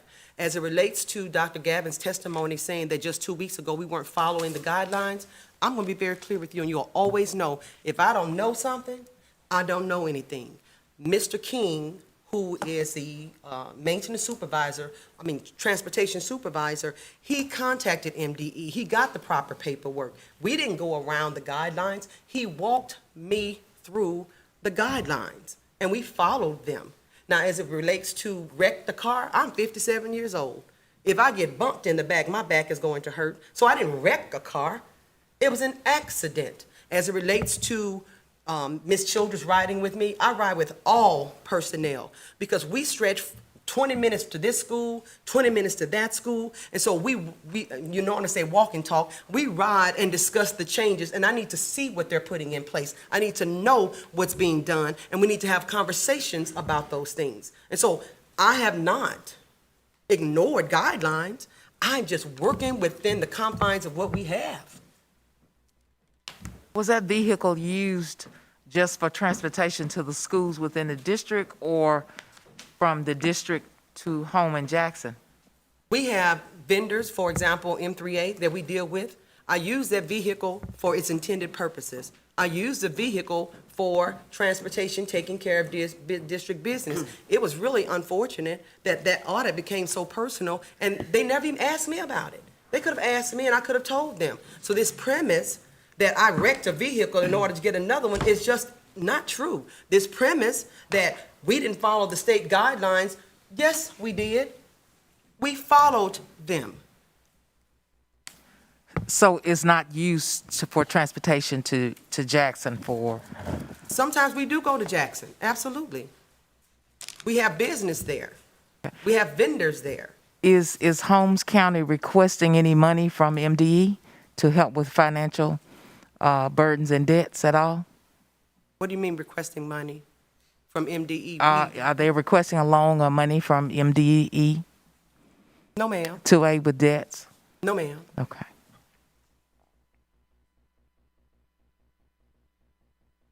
Dr. Powell, could you address the allegation that you were not bonded when you took the position and began on May 17th? But thank you, because we ran out of time and I wasn't able to cover that. I was bonded since May 18th. Now, if you all want to know the truth, please don't hit me about the truth. There were some political things taking place because the person that we moved as the accounts payable person, their mother works at the Chancellor Clerk's office. That person was sitting on stacks and stacks and stacks of mail dating back to November 2020. Then at one point, when we were asking about the bond, we were told that it's caught up at the post office. I don't know what was going on, but I do know this. The bond covered me from May 18th until the end of the year. I don't know what political games were taking place. I don't know. Is there a copy of it in here in your evidence, or that shows that the bond would, no? We'll provide it.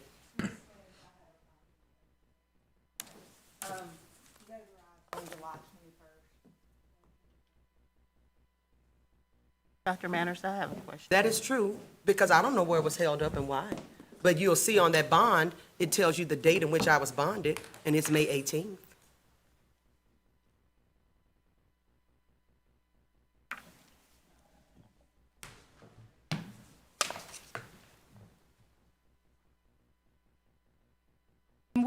There were steps taken to find the bond when you realized, or Absolutely, because whomever- that's when I was checking, like, where's the bond? Because people kept making issue. I'm thinking, I am bonded. And I don't believe, there's no way that our financial advisor from MDE would allow me and bring checks to me to sign if I were not bonded.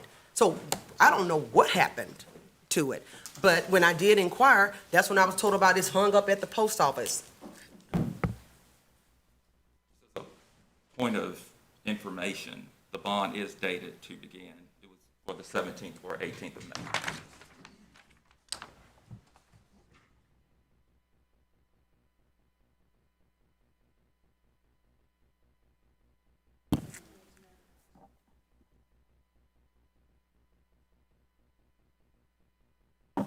Dr. Powell, how long do you think that it would take you to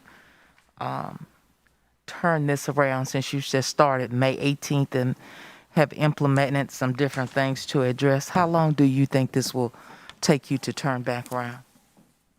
We have a lot of issues there. We won't be able to address all of them, but within a year, we'll have those things in that foundation going and working towards the academic progress. And then we'll build upon that second year. We all know on an average, it takes you 2 years to turn things around, but we hit the ground running to begin to turn those things that we could take care of around and meet the standard requirements. A question for board member, board president? Dr. Evers has a question for the board president, Holmes County Board President.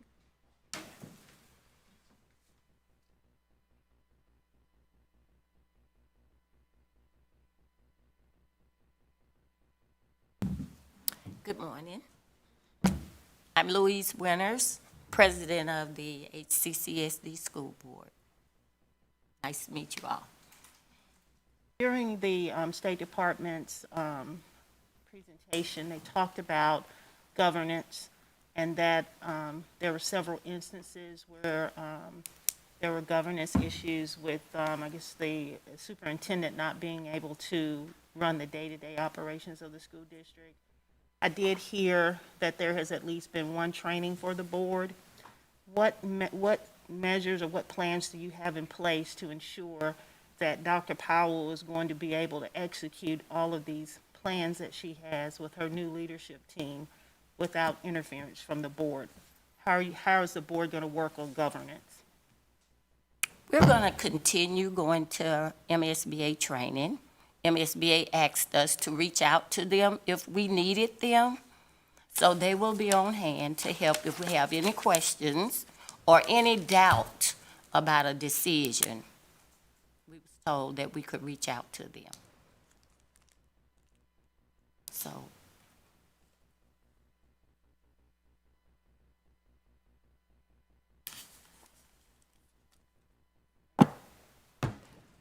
Just one minute, thank you. One quick question. Would you address the numerous called meetings that were brought up, that this particular school board tends to have more called meetings than are the norm? Could you address that, please? Yes, ma'am.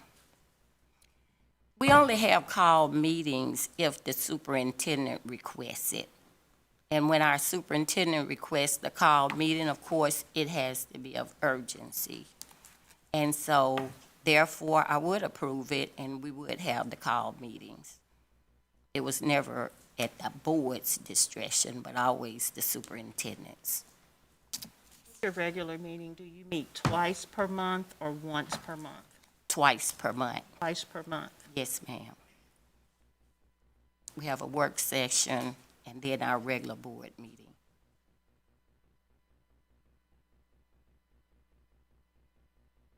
How would you address the allegation that the board members were not conversant with Robert's Rules of Order and were not necessarily following those procedures at all times?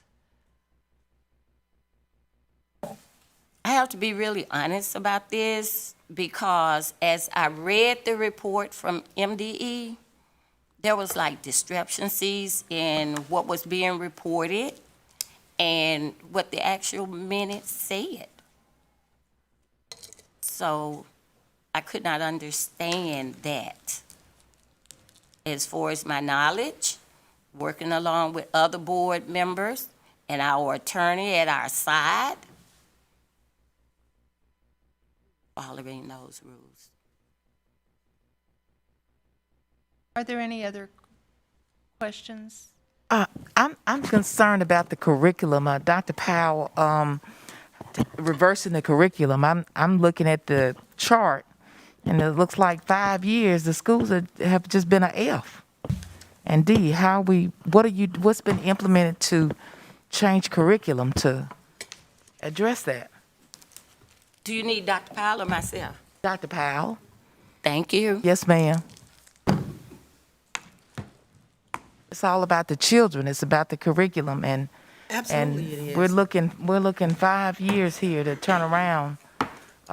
What specifically has been implemented? Is there a particular curriculum coordinator, and what things are we doing to turn that around for the children? Thank you, and that's one of the bright spots that's happening in Holmes County. We have Build Your Own Curriculum. We're actually looking at the blueprint from the state, and we're looking at the data on where our children fared. And we're putting together individual academic plans based on their skills deficiencies in order to pass those particular standards. The administration has mapped out to where the teachers working together will identify at least 4 of those big rocks, as we call them, on that, and they will look at those. They will talk about the strategies that are needed. They will talk about the skills that are necessary. We'll look at the children who are in the red that are below basic and make sure that we give them the resources and research practice instructional delivery to make sure that we're meeting their needs and growing them up. We're going to do the same things for the mediary, the same things for the people who are the students that are proficient. And then what we're going to do is we're going to teach and assess. Teach and assess. We're not going to wait 9 weeks to talk about where the children are. We're going to have data conversations with them. We're going to train them on how to set their goals, meet their goals, and have those conversations with them. That's going to be very important. The professional development that's going to take place, making sure that the teachers understand the curriculum. See, sometimes you have teachers there, and they don't really understand what they're supposed to be teaching. For their evaluation, we're taking a page out of the national board. They make them reflect on their teaching practices, right to what's necessary for that particular subject matter, and then talk about the conversations that they've had with the students. Look at the students' data to make sure that they are doing what they're supposed to do, and then making sure that they have that reflective piece. So we're laying that out to where the teachers will get their professional development, the coordinators will make sure in each category that their professional development is being followed. The students will know where they fare. We will look at the skills that are necessary, and we will track and assess, and make adjustments based on best practices. If what has been happening in the past is there's been no accountability. Teachers who were just coming from the hip, doing what they wanted to do. No longer.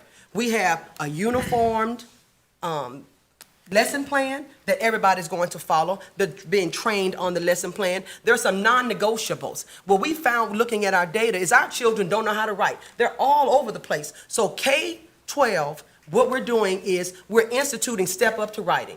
What Step Up to Writing is you identify your topic. Then you write down everything you know about that topic. And then you circle 3 things that are major in that topic. And that's how you come up with your topic sentence. Then we ask them to develop your introductory paragraph. After they develop that, we ask a simple question. So what's your next body paragraph? Because our children will start off talking about the computers, and next thing you know, they're talking about trees in the same essay. So we're teaching them how to organize their thoughts. So the first body paragraph will be one of those things that they circled, and so on and so forth. Then we're teaching them construct your concluding paragraph. Then go back up and give me a transitional sentence. Give me a sentence that connects that introductory paragraph to that actual first body paragraph. That's how you do the transition. And when they finish with the entire essay, that's when you look at your essay and say, what can I write? The first sentence that will make someone want to read my essay, the hook. So then we have them draft a hook. Additionally, every school is going to have to adopt things from the AVID strategies. Advancement via individual determination, K-12. They're going to have to do Wicker. And Wicker deals with writing, inquiry, collaboration, organization, and reading. For a half an hour from the gymnasium to the science lab, if we look at that data and we find that our students don't know how to, for example, label graphs in science. So the gym teacher and through the science teacher, they will be taught how to label the graphs, and they will administer that to the students across the board. There are other things that we are doing as it relates to making sure that we're tracking the data and getting these children ready. The Wicker, the rigor level. Why are you sitting here in the classroom asking kids a level 1 or level 2 rigor question? When on the state exam, it's multifaceted. They're asking level 3 and level 4 questions. So what do? We just let them go to take the state exam and they're lost, but we're not doing that. The teachers have to fashion their questions day one in their lesson plans and in their instructional delivery on the lines of what is going to be expected. So therefore, if there's a science question that's 3 parts, and then you find that little Janie and little Johnny all year, they just wanted to do 1 and 2 parts, do we really expect them to go to the state exam and do 3 parts? No, you train them now so you'll know who needs what and to grow them up. Those things are non-negotiable. We have to do those things. We have to teach our children how to have inquiry and teach them how to collaborate, have in those, circles that they're doing. And that's another thing that we're doing. We don't believe that students really learn in roles.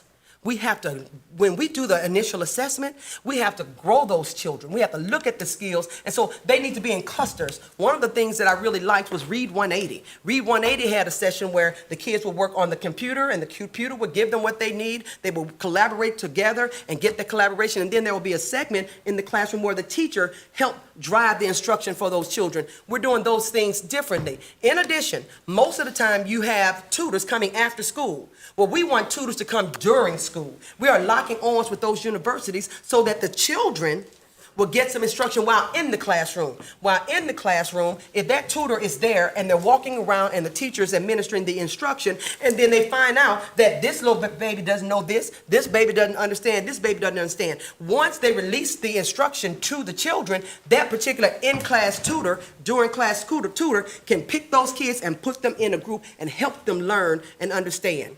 The individual academic plan is important because that individual academic plan pulls the community in. It's not going to tell you what they need to do on their homework. It's going to tell you their skills deficiency. So there may be somebody at home, may not understand Algebra 150, but in the skills folder, you find that the kid doesn't know how to multiply and divide. They don't know how to do integers.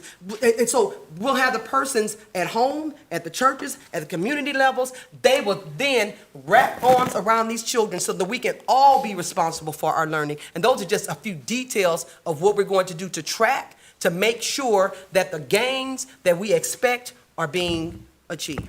So are you going to have a curriculum coordinator? I saw the new leaders and everything listed in the book for accountability for the curriculum for the different grades. Was that part of the process? A curriculum coordinator to coordinate and to have someone accountable? Our assistant superintendent, Dr. Mayers, is serving in that capacity. I'm doing that. See, it's all hands on deck. Nobody's going to be sitting in central office.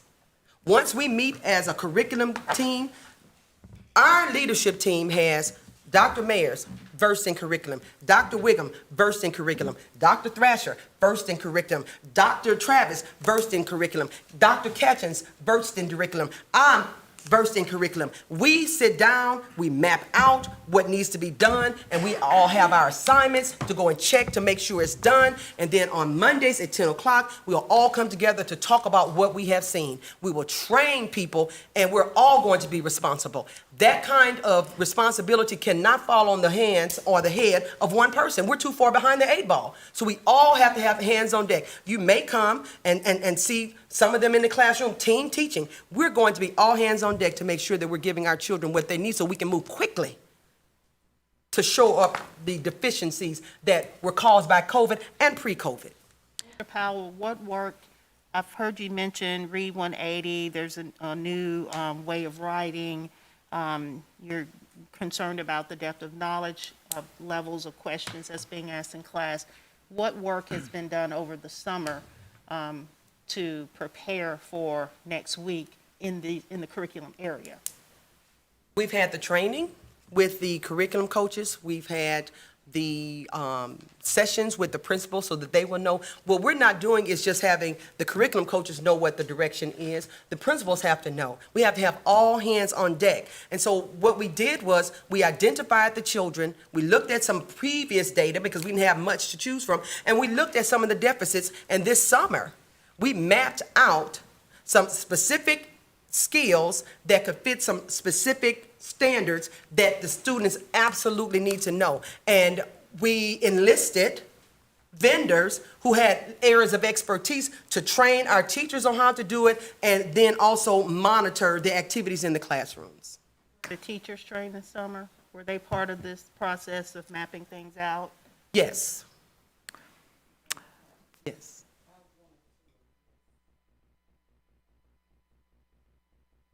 Yes, ma'am. Status of the textbooks being updated. And also, I was wondering about all the administrators that you have hired. Do they have proven track records as far as curriculum and instruction in order to move forward?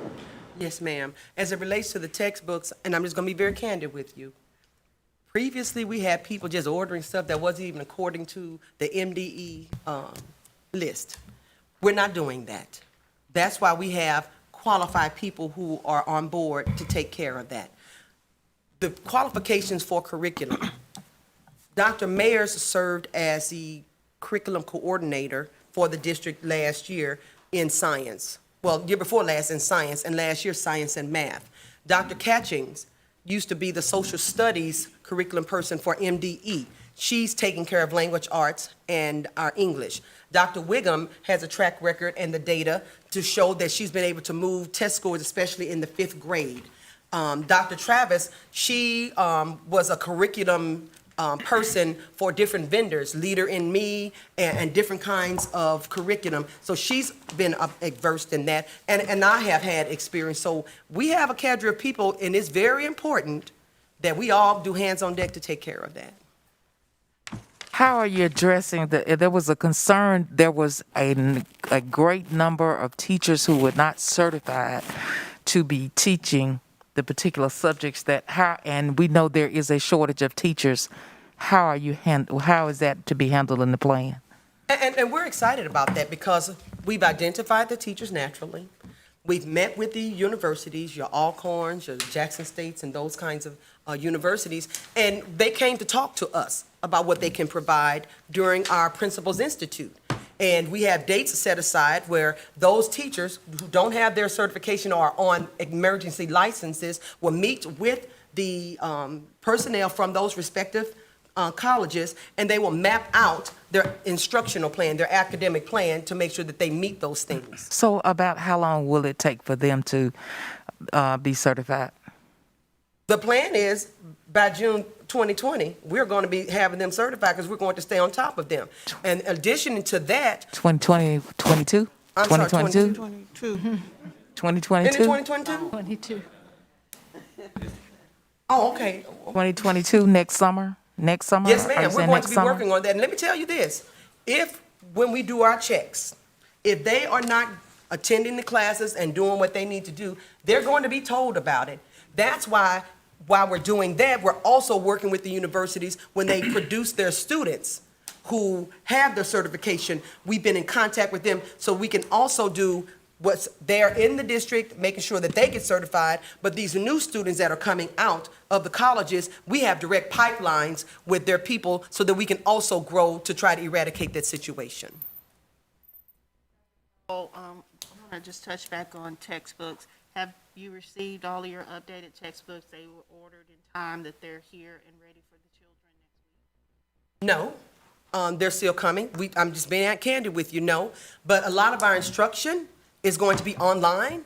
We have the devices to work with our children online, and the teachers are going to be expected to make sure that we don't miss a beat as it relates to dealing with the textbooks, because quite frankly, we're trying to move more to a paperless instruction. And the reason why, we want to get the students used to working on the computers in the classrooms, so that in the event that the Delta variant hits really hard and all of the schools in Mississippi have to go back virtual, it's not going to be new for the students to upload their instruction to the teachers. It's just going to be there. Dr. Powell, could you address the issue about having school resource officers or the sheriff's department helping to supervise in the schools, or address what safety precautions in terms of having school resource officers that you've put in place? Can I be candid? Sure. Yes, They please. weren't doing anything. They would sit up at the front. Anytime the principal tried to tell them, you need to move, and I was in the schools with them, they were lazy. They were not doing what they were supposed to do. So even with that notion, they weren't supervising anyone. When fights broke out, we intervened, and all they did was escorted the students home.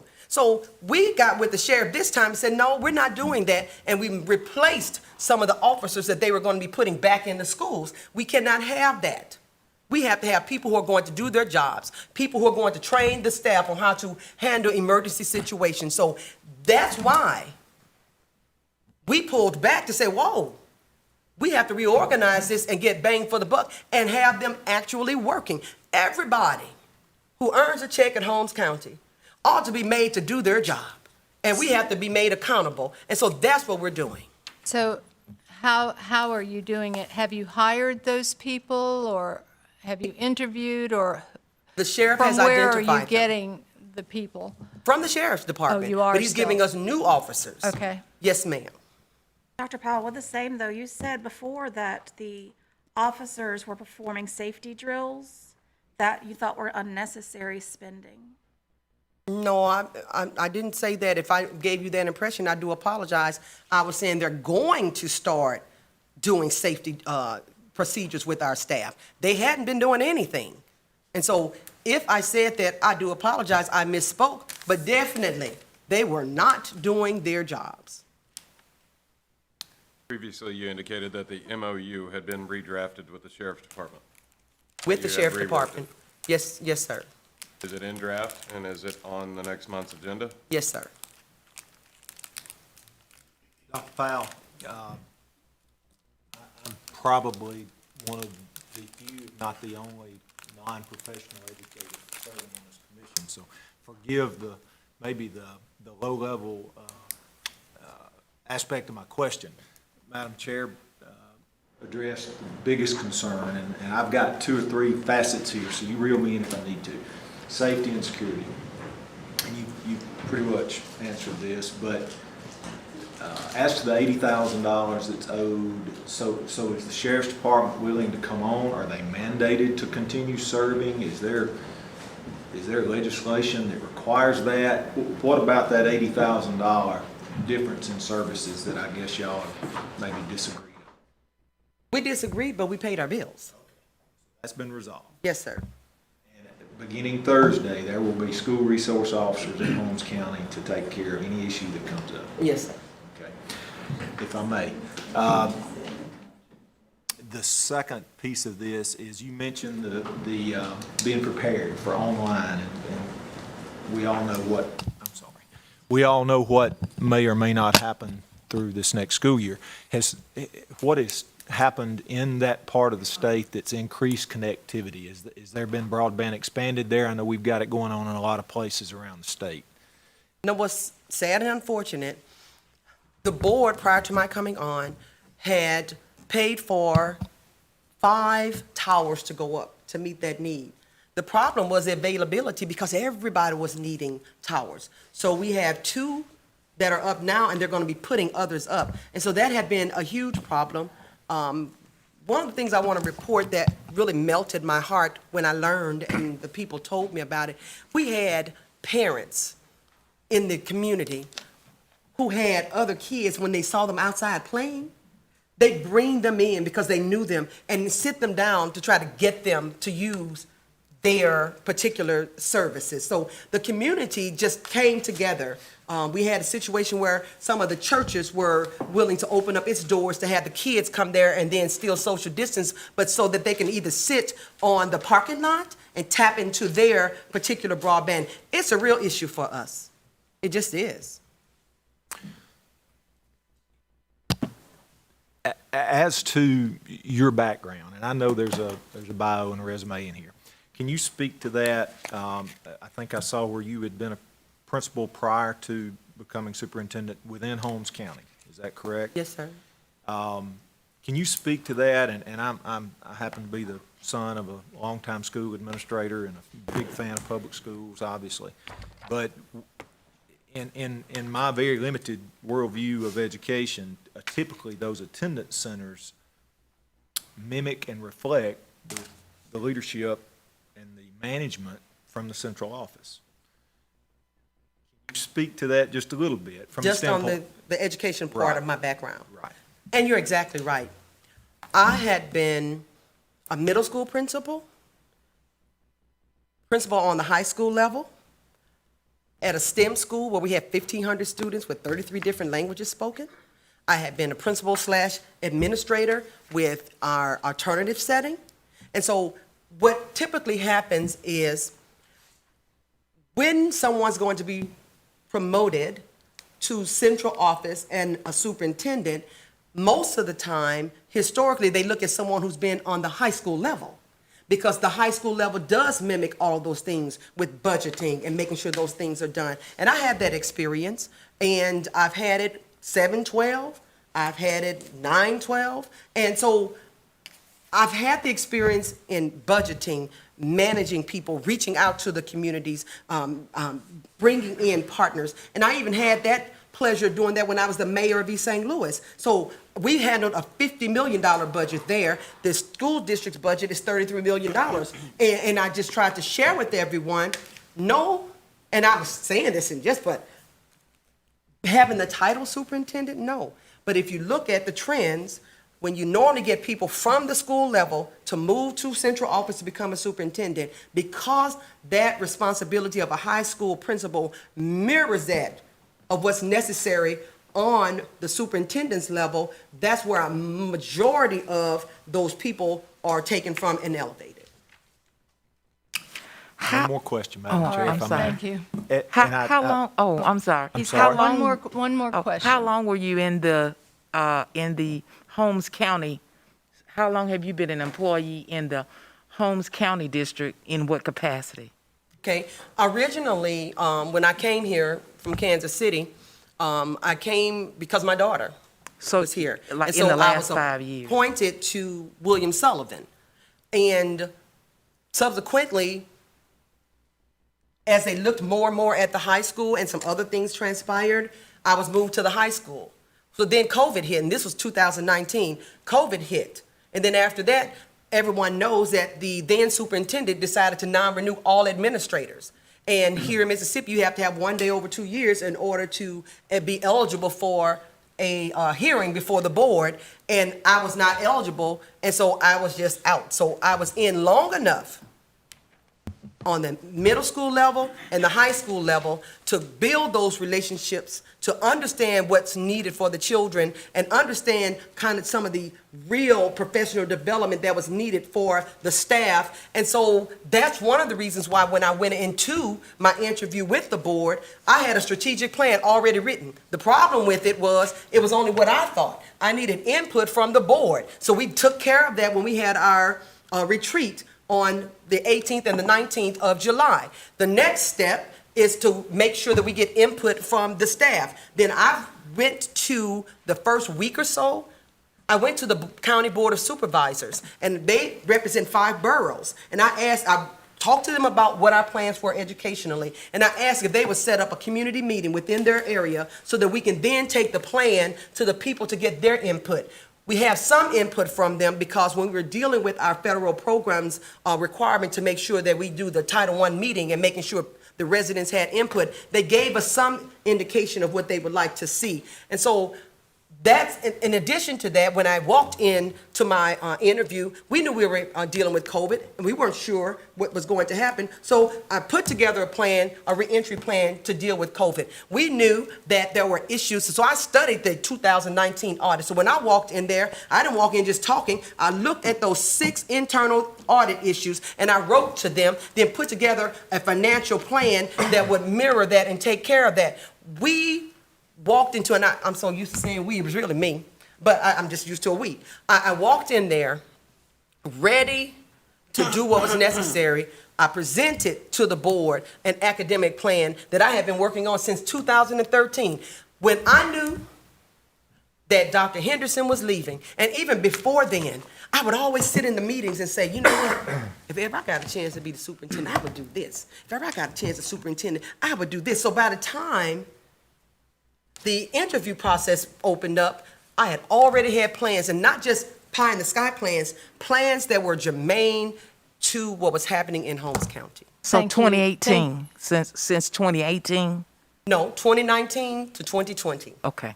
Thank you. Mr. Stevens, I believe you had another Last question. question, and this is for clarification, because I think I know the answer to this, but I want to clarify. The fact that your daughter is employed in Holmes County, there was reference to you immediately, which sounded very wise, appointed someone to be her direct report. Yes.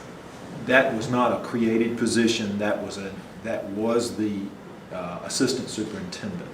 I want to make sure there wasn't someone hired specifically and a layer added just to accommodate that.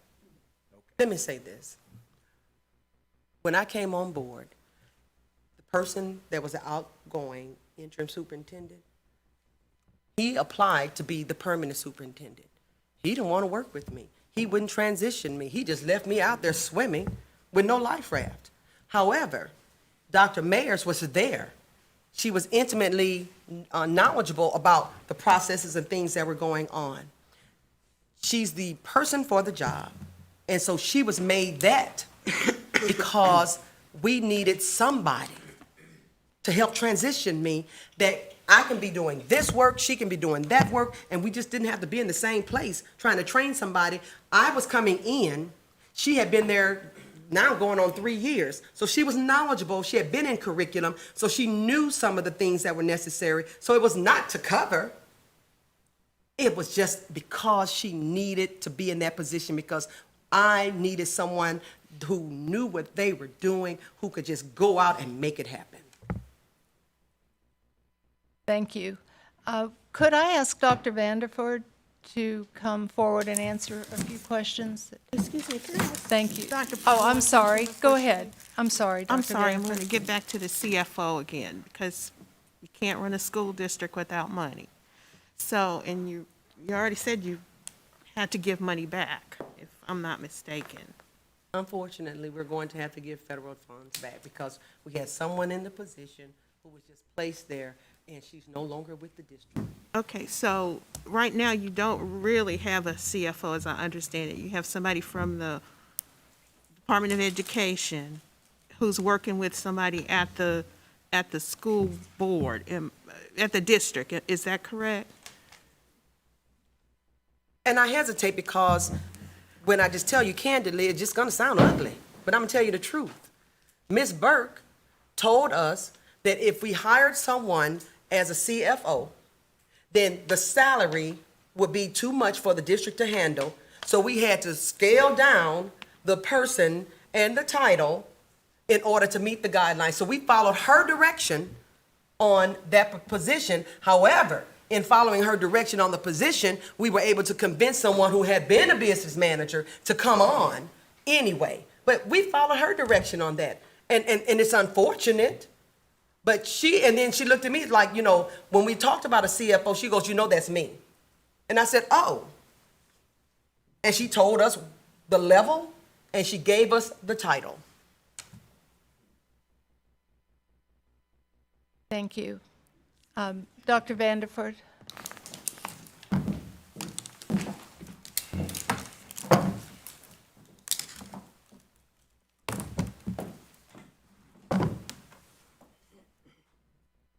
If you would you please clarify the state testing allegations and improprieties that you had addressed? Because I believe the Holmes County Consolidated School District stated that there were no issues with that. And I'm just curious as to where the dilemma is between the two of you. It is the burden of the district to provide evidence of compliance of all process standards at the time of an audit. So at the time of the audit, the evidence that was in the district, such as sign-in sheets for the training materials, et cetera, did not exist that indicated that all staff that were responsible for administering the statewide assessments had been appropriately trained, as far as the test administrators, the test proctors, the hall monitors. Now, according to the test security director, that information is uploaded, and he can address that if needed on June the 1st, which would have been after the audit and after the administration of the statewide test. As regarding the security issue of all test secured materials and the requirement for them to be secured, if a key is in a storage room, in a file cabinet in a storage room that no one is monitoring, those test materials are not secure as required by the Appendix F and test security requirements. And would you also address the issue that has been brought up about Ms. Burke and her position as CFO? Yes, ma'am. Dr. Gavin could most likely address those better than me, so I'd rather her do that. Okay. But before she does that, I would like to make a couple points of clarification that probably would have been helpful to the commission during my presentation. So in 2018, the state law changed. I don't know if there's an No. objection process or not, Yeah. but their 40 minutes has expired. That's correct. Dr. Vanderford, you need to just respond to direct questions. Dr. Gavin, would you come address it?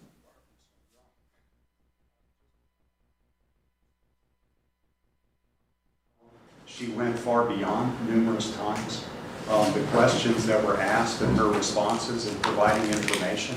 So I think in all fairness, and for this commission to have all the information, I think that Dr. Vanderford, Dr. Gavin should have the opportunity to address issues that were outside the scope of the answers that were given by Dr. Powell. Could we wait and see what questions commission members have for Dr. Vanderford before we proceed with Dr. Vanderford just clarifying issues at will? Would that work for you? Still appears like a backdoor attempt to get more than 40 minutes. We're in a Q&A session. Questions are asked and questions are answered. Correct. And that's where we That's what I just stated. Thank you. And during that session, she went far beyond, numerous times beyond what was asked of her. For example? And provided inaccurate information. While I can appreciate MDE's position, MDE did not object to her question, to those answers at the time as being outside the scope. So, while I do appreciate MDE's counsel's position, I would advise the commission that this is a Q&A session. If you do have questions of clarification for Dr. Vanderford based upon anything that Dr. Powell stated, you are free to ask those questions. However, an open-ended discussion period or presentation by MDE is not, this is not the time for that. Dr. Gavin, would you please come and address the question that I asked about clarification of the issue of Ms. Burke and her position as CFO for Holmes County? I'm not sure what the specific question is. Is the question, what is her role Well, I'm as a little confused as to when she was assigned, what her duties were in Holmes County, and is she still there assisting? If you could just give us some background on that, please. Certainly.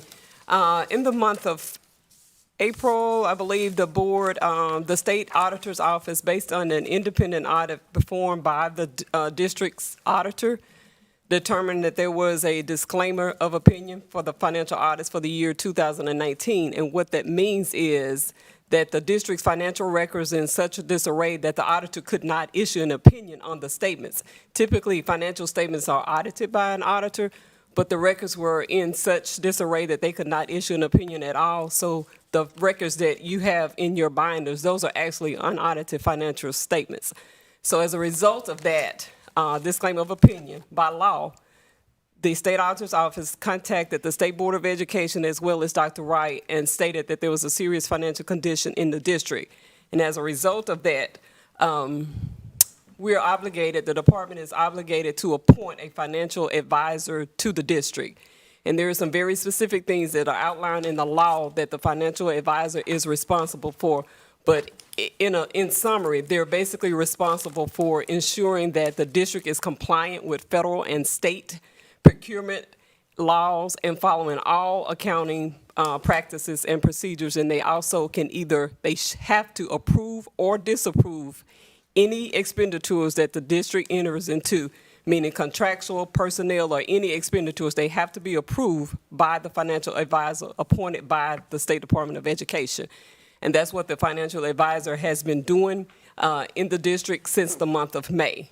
There was a question asked about the car. There was not, the initial question about the car was they wanted to purchase a car for $38,000, where that was not the lowest cost for a vehicle for the district.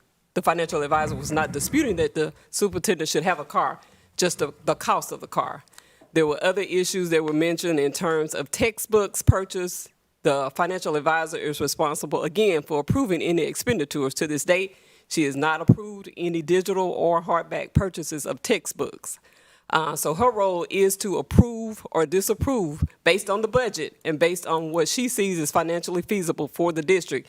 And at this point, the records are still in very bad shape. So a lot of the decisions that she's making is because the records are not clear. And so to obligate the district to expenditures, and when you don't know, when you haven't reconciled bank statements in over a year, that would not be prudent on her part. Just for clarification, did I hear you say that the textbooks and the digital curriculum has not been purchased yet? Let me say that the financial advisor has not approved any purchase order to that effect. And would that include the professional development and the programs that Dr. Powell mentioned for That is correct. curriculum purposes? I'm sorry, yes. There is money in the budget for professional development, but there has not been a requisition issued for those services, nor a contract signed. So when school starts, will there not be the materials necessary for those children? I cannot answer that. I can just say that the financial advisor has not approved a requisition or has not approved a contract with the Kirkland Group as previously stated. Commission members, questions? So my question, so if professional development's already been performed, but there's been no purchase order pulled, then that's out of order, is that right? If there have been services performed by a vendor without a contract, that is out of order and out of compliance. And the financial advisor advised the superintendent not that she could not hire a business manager. That was not what was advised. She advised her that she needed to stay within the budget of what she was trying to do, and that the business manager had to be a licensed business manager. And the job description that she was advertising was not the duties of a business manager, so she advised her that she needed to change the job title. Questions for Dr. Gavins? Go ahead. Dr. Gavin, how long do y'all anticipate the financial advisor being in place? That is to be determined, but based on the records or the lack thereof, it could be a year or two at a minimum. The FY 2020 audit is still not complete. And we do anticipate that there will be basically the same findings for FY 19 for FY 20 that there are in 19, because there had not been a lot of work performed to correct those deficiencies. Gavin, is the advisor boots on the ground, or is someone here in Jackson that's just Boots on the ground. She's in the district on a day-to-day basis. Dr. Gavin, Ms. Williams asked my primary question. Oh. Maybe the blocking and tackling here, but so there's really an open end. There's no tenure to this MDE appointed financial advisor. It's as needed and until not needed. Is that what you were saying? That is correct. And typically, until you get a clean audit, that financial advisor stays in the district. Okay, to piggyback that, Dr. Burks, correct? That's Ms. Burke. Ms. Burks. When things aren't, when the course of action that's been prescribed are not being followed, boots on the ground in Holmes County, what recourse is there? Is that what this is today? Is this the next level, or is there something intermediary with MDE that can address those on a daily basis? In other words, we say we did this, she says we didn't do this. She says we filed this, they say we didn't. That is what this meeting is about. Okay, thank you. Dr. Vanderford, we're talking about data a while ago and listened to their plan. I know last year virtually they didn't have to test, didn't have to come back in. Is there some data that were their test taken? That may be a Dr. Oakley question. I know I'm probably asking something you don't have data in front of you for, but I just didn't know if there were enough tests taken to see data to use, or if they'd have to go back 2 years ago to use. Yeah, so the summary of the data that I provided for 2019 is the most current publicly published data that we have. The assessment data from this past spring has not yet been provided to the state board and been presented publicly, so it's not publicly available at this time. Dr. Vanderford, would you address, please, the fact that there were some teachers that are not teaching in the proper area, or that there are teachers whose licenses are not in place at this time?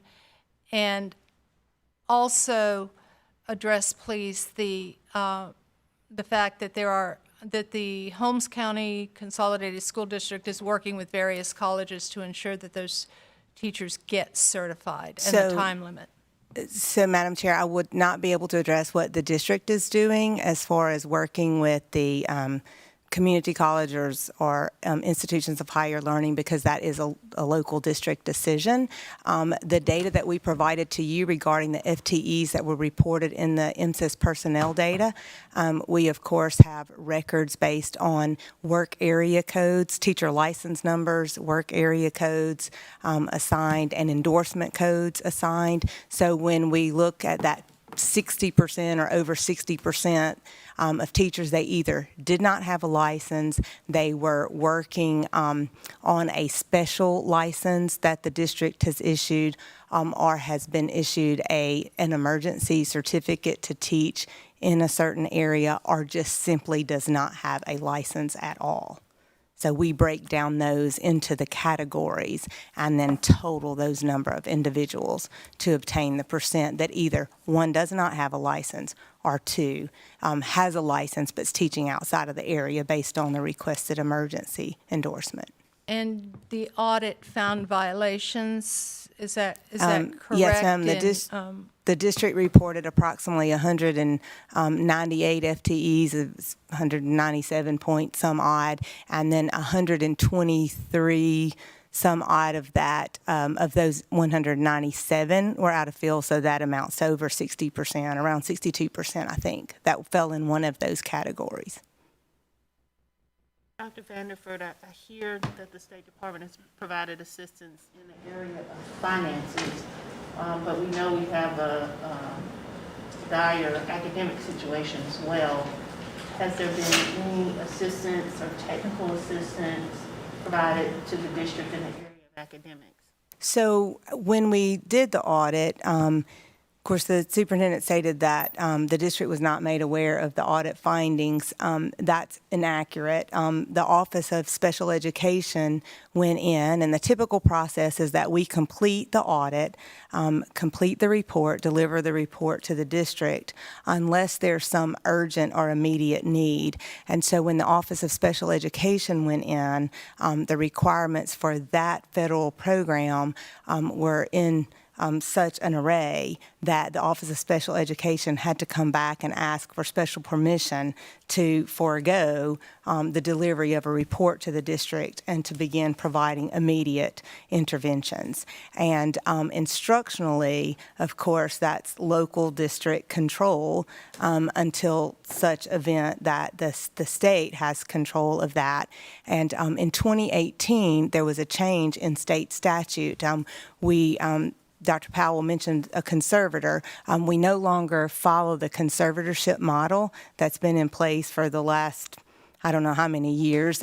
96 was the first conservatorship, so we have experience in over 20 of those, but the conservatorship model previously addressed accreditation deficiencies. And a conservator was assigned to the district, they were handed the report, and they said, go in to the district, dot every I, cross every T, and get the district in compliance with all process standards so that we can get that accreditation status upgraded back to accredited.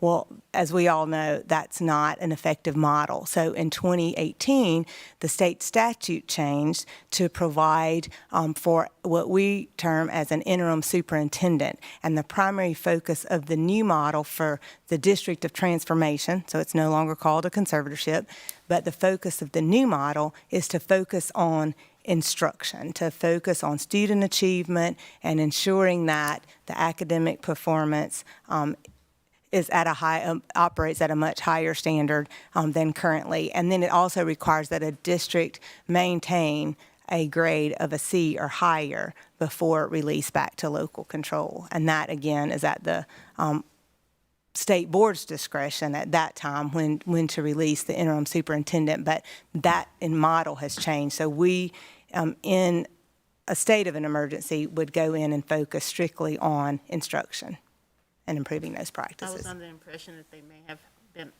have been able to be offered coaches and things of that nature. Oh, well, Dr. Oakley could address any that may be, yes, I mean, they do have that opportunity, but that's on the academic side, so Dr. Oakley could address if there's currently any that are in the district and providing technical assistance through school improvement or any of the other opportunities. I would like to talk to Dr. Oakley because my next question was in reference to Dr. Powell saying, why didn't MDE help in 2020 when there was an emergency?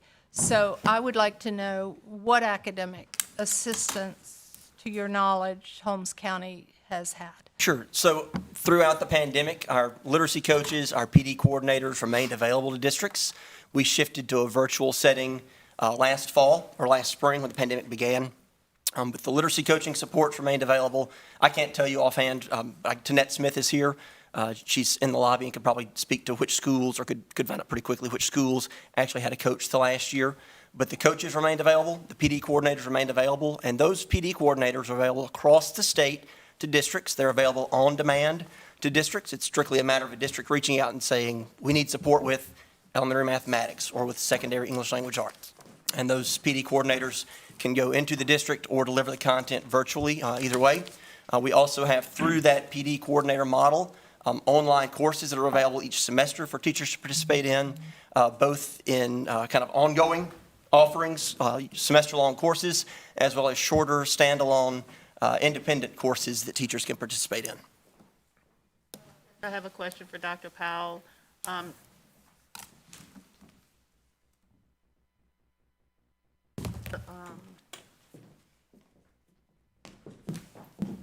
With all of the support systems that he just mentioned that are available upon request, has your district taken opportunities to request literacy coaches, professional development, online courses, and things of that nature to get ready? Because I know you just came in May, but just to get ready for this upcoming school year. We want whatever resources we can get. We can't do this work by ourselves. And we want to work. Please just answer. I think that was I thought it a was question about have you partaken of those resources that are available by the State Department? As it relates specifically to academics? Yes. Yes. No. All right. Thank you. Questions, commission members? Talked about looking at the data from students from the past about to determine what interventions you were going to take when they return to school. Do you have any plans to assess them when they return to school? Because it's my understanding that a lot of students, because of virtual and COVID and all, have lost some of what their gains in the past. So what are your plans in terms of that? Absolutely. The reason why we had to use the old data is because we were out. And then when we looked at the trend data, some of those skills were just present throughout the history of our test data in Holmes County. And so that's how we were able to identify those skills for the summer. We must do a pre-test to see where the students are. That's how we're going to develop our individual academic plan. So that question, the answer is yes, we do have plans to do that. Powell? Yes. I guess more to give you an opportunity to elaborate on the question about the resources on the academic instruction.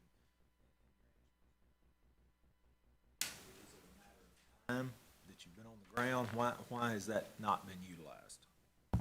Before we can go and ask for help, we have to be sure where the help is needed with the assessing of the children now. To just have somebody come in and they say, well, where do you need the help? We can't tell you that right now. We have to go in, assess, put a plan together, see where our teachers are, look at the strengths and the weaknesses of the teachers, look at the strengths and the weaknesses of our instructional plan, and then we go and we ask for help. We have every intention of asking for everybody who is available to help us. That's why we went to ask for help in other areas. Thank you. One more question. And I'm sorry I haven't had a chance to look through your strategic plan here. Does it address the physical parts of the district, the buildings, the buses, the grounds? How does the strategic plan address those things? There is an infrastructure plan there. There are plans to tap into the ESSER funds that we have. There are monies that were given, and they're there for roof repairs. And so most definitely, the infrastructure plan, the plan that I presented to the board, it does have space for infrastructure and the usage of the ESSER funds. What about, I know you're talking about repairs, what about a new school? Just ask. A new school? New schools. Okay. Here we go again. I'm just going to tell you what we've been told. Ms. Burke told us that MDE will not approve for us to have a new school using our ESSER funds because our monies, our financials are in disarray. And I said to her, you can't commingle or supplant ESSER funds to make up the problems that we had with the federal funding that was pre-ESSER. So therefore, if we don't readily and hurriedly get on board, because when we went to the MAA MAS meeting, the MASS meeting, they told us that there's some fierce competition out there. What has been presented and what we're working on now is through M3A, the architectural firm, is to reconfigure the present high school because of the fact that the water fountains aren't safe, the buildings, the classrooms are too small, the roof is not right, the ventilation system needs the 99% ionizers put in those things. So we put that before MDE, but we were told flat out, MDE is not going to approve a new building. We said to her, well, other schools are preparing for new buildings, and being quite frank with you, in Holmes County, we're landlocked, we're business locked. So we have to take advantage of the monies that the federal government is sending to make sure that our children are safe. But she said we can't do a new building, so we're trying to just make some adjustments to one of our buildings with our ESSER funds. And we'll just try to work with MDE to see what we can get done for our children. I hear you saying that. It seems like when you're asking for things, the advisor is telling you that we can't do things. So what's your next step? If you're hearing something that you think is contrary to what you know to be being allowed in another district, what next steps do you take to talk to somebody? Everyone has a supervisor. So what steps are you taking then to get to that next person, ask the questions that you think would be helpful in helping you make those next steps and turn that corner? You are really asking me you all are asking me questions that normally I wouldn't expound on. What we are attempting to do, we had the M3A architects come in and sit down with Ms. Burke. We're trying to work with them to give them the details because she said she didn't have any specificity. So we're working with her to do those things. Now, when you talk about a supervisor, that's a really, really, really sticky situation. I'm just going to be very honest with you, and I'll be very candid with you. Her supervisor is Dr. Gavin. Dr. Gavin and Ms. Burke are best of friends. They are sorority sisters. So I don't know if I can go to her direct supervisor and get anywhere. Dr. Powell, the question was, what steps are you taking to see that you can get the new building, given that Ms. Burke has said that you cannot financially do it? So let's not go back into the history with Ms. Burke. What steps are you taking to do something other than dealing with Ms. Burke or what you have been told by the CFO? The only reason I answered that, she asked me, would I go to Ms. Burke's supervisor? And I was just trying, did you ask me that? And that's the only reason I was answering that way. We don't have any other recourse but try to work where we are with her. That's the only reason I said that, because she asked. I think you've answered Thank the you. question. Thank you. Dr. Powell, before you leave the podium again, Holmes County, and I'm sure it's probably in some of this information, does the district carry long-term debt, and has there been any concerns, or are there any concerns about meeting that debt service? We have debt. We don't have loans that are out there to our knowledge. Ms. Burke, the issue is reconciling the bank statements, looking at where we are, and it is a mess, and she's in there attempting to clean it up and then giving us reports. The board has been asking for monthly bank reconciliations, and she's been very candid about the state of our finances, and she's working hard to try to fix those things. No outstanding bond issues. No, we can't do a bond. Prior, present, or future. It's not been reported to me, sir.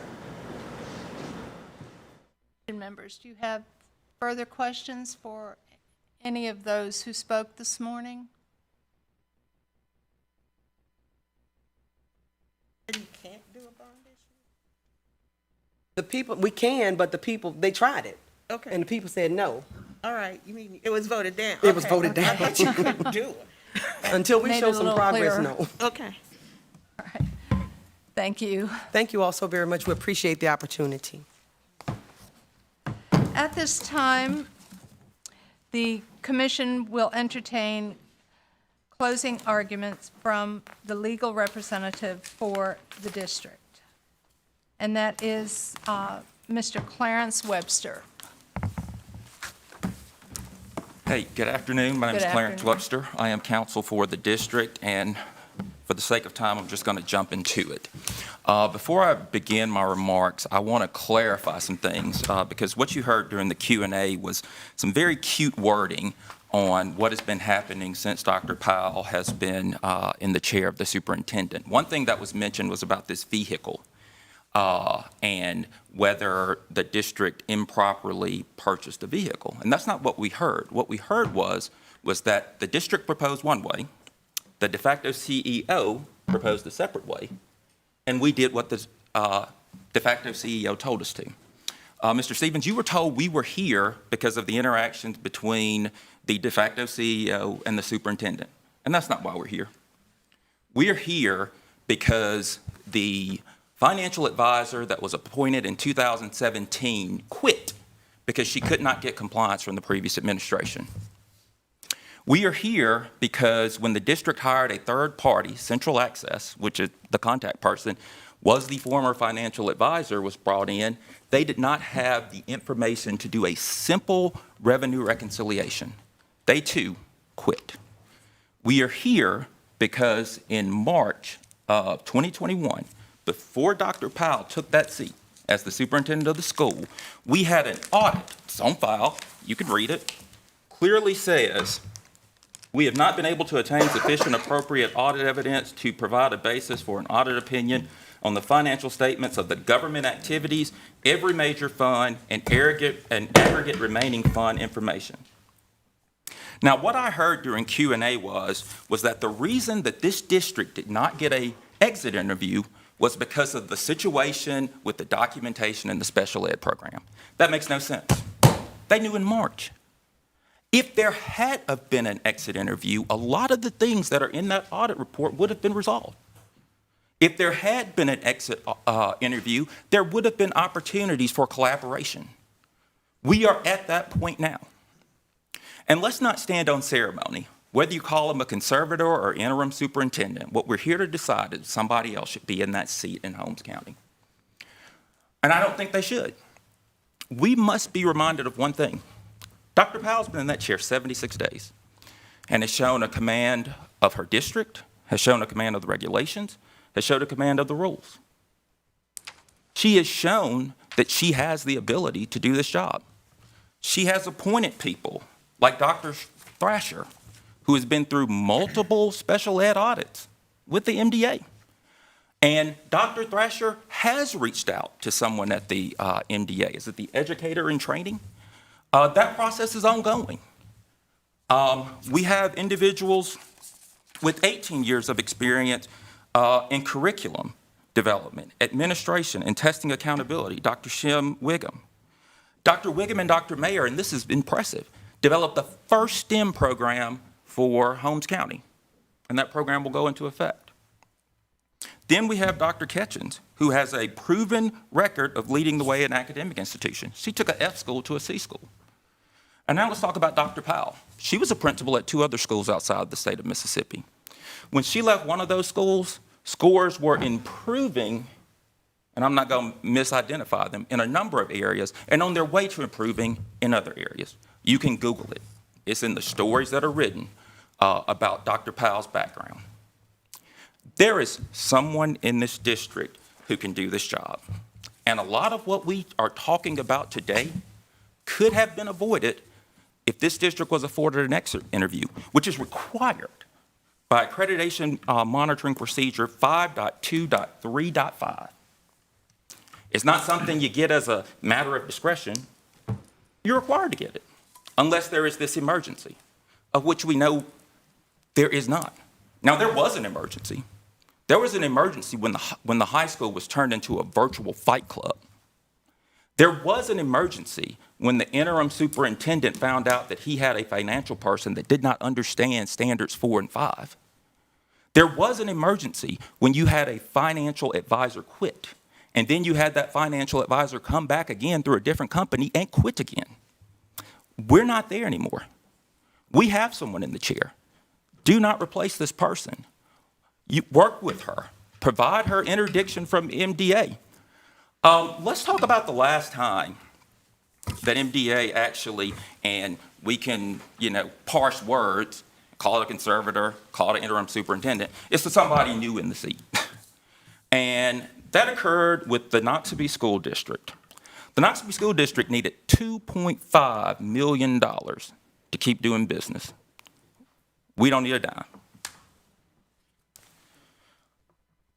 The Noxubee County School had 24 seniors who graduated that spring without records showing they had passed the required courses or tests. We have none. Was our documentation perfect? No. But we have electronic transcripts, and we can't put students' personal information into the record, or we would have brought those electronic transcripts. We don't have those issues. Nearly 30% of the teachers in Noxubee County didn't have licenses. And you really can't ding Holmes or Noxubee County for that. According to the MDE's own data, 54 school districts have a massive teacher shortage. That's 1/3 of the schools in this district have a problem, or in this state, have a problem with teacher shortages. Dr. Powell has done something to fix that, and I'll put some meat on that bone. What Dr. Powell has done is partnered with the universities that we discussed. And representatives from the Department of Education of Alcorn, Valley, and Jackson State will be on site tomorrow to interview the teachers who are on temporary licenses to seek admission into a Master's of Art in Teaching program. The goal is to get them in those programs and get them certified by next year. It is not going to happen overnight. We would love for MDE to be a part of that. Lastly, when you were dealing with the Noxubee County School, Noxubee County School, the superintendent had told staff members to falsify records. He or she managed through fear and intimidation and overturned disciplinary decisions made by principals and other employees. That's not here. None of that's here. In 76 days, Dr. Powell has put a staff in place that can lead this district forward. People with experience, people who are committed. I've known Dr. Powell 7 days. I've been on site with her. I've seen her work. She doesn't work alone. I tried to interview her alone. She said, that's not how I do things. She had her assistant principals there with her. Do you know why there was not an assistant principal in the position before Dr. Powell got there? The last superintendent appointed an assistant to the superintendent and did not hire assistant superintendents. 2 interim superintendents later, and there still weren't any assistant superintendents. Dr. Powell appointed assistant superintendents. And this whole issue with her daughter, let's be clear about this. Dr. Powell's daughter was in the district before Dr. Powell. When Dr. Powell reorganized IT and took it from some third party and brought it in, her daughter was one of the few people in the district who could do IT work. They posted the job. They had interviews. People had to submit resumes. 3 internal, 2 external, all right? There was a different group, independent of Dr. Powell, who interviewed these people, and her daughter happened to be the best candidate. There's nothing nefarious there. We have the best person in the job. They brought it in-house, and we're probably saving the district money. With this sheriff department issue, just to be clear, Dr. Powell negotiated down a $80,000 bill, and the sheriff department will be there on Thursday. Crystal clear. These aren't disputed things.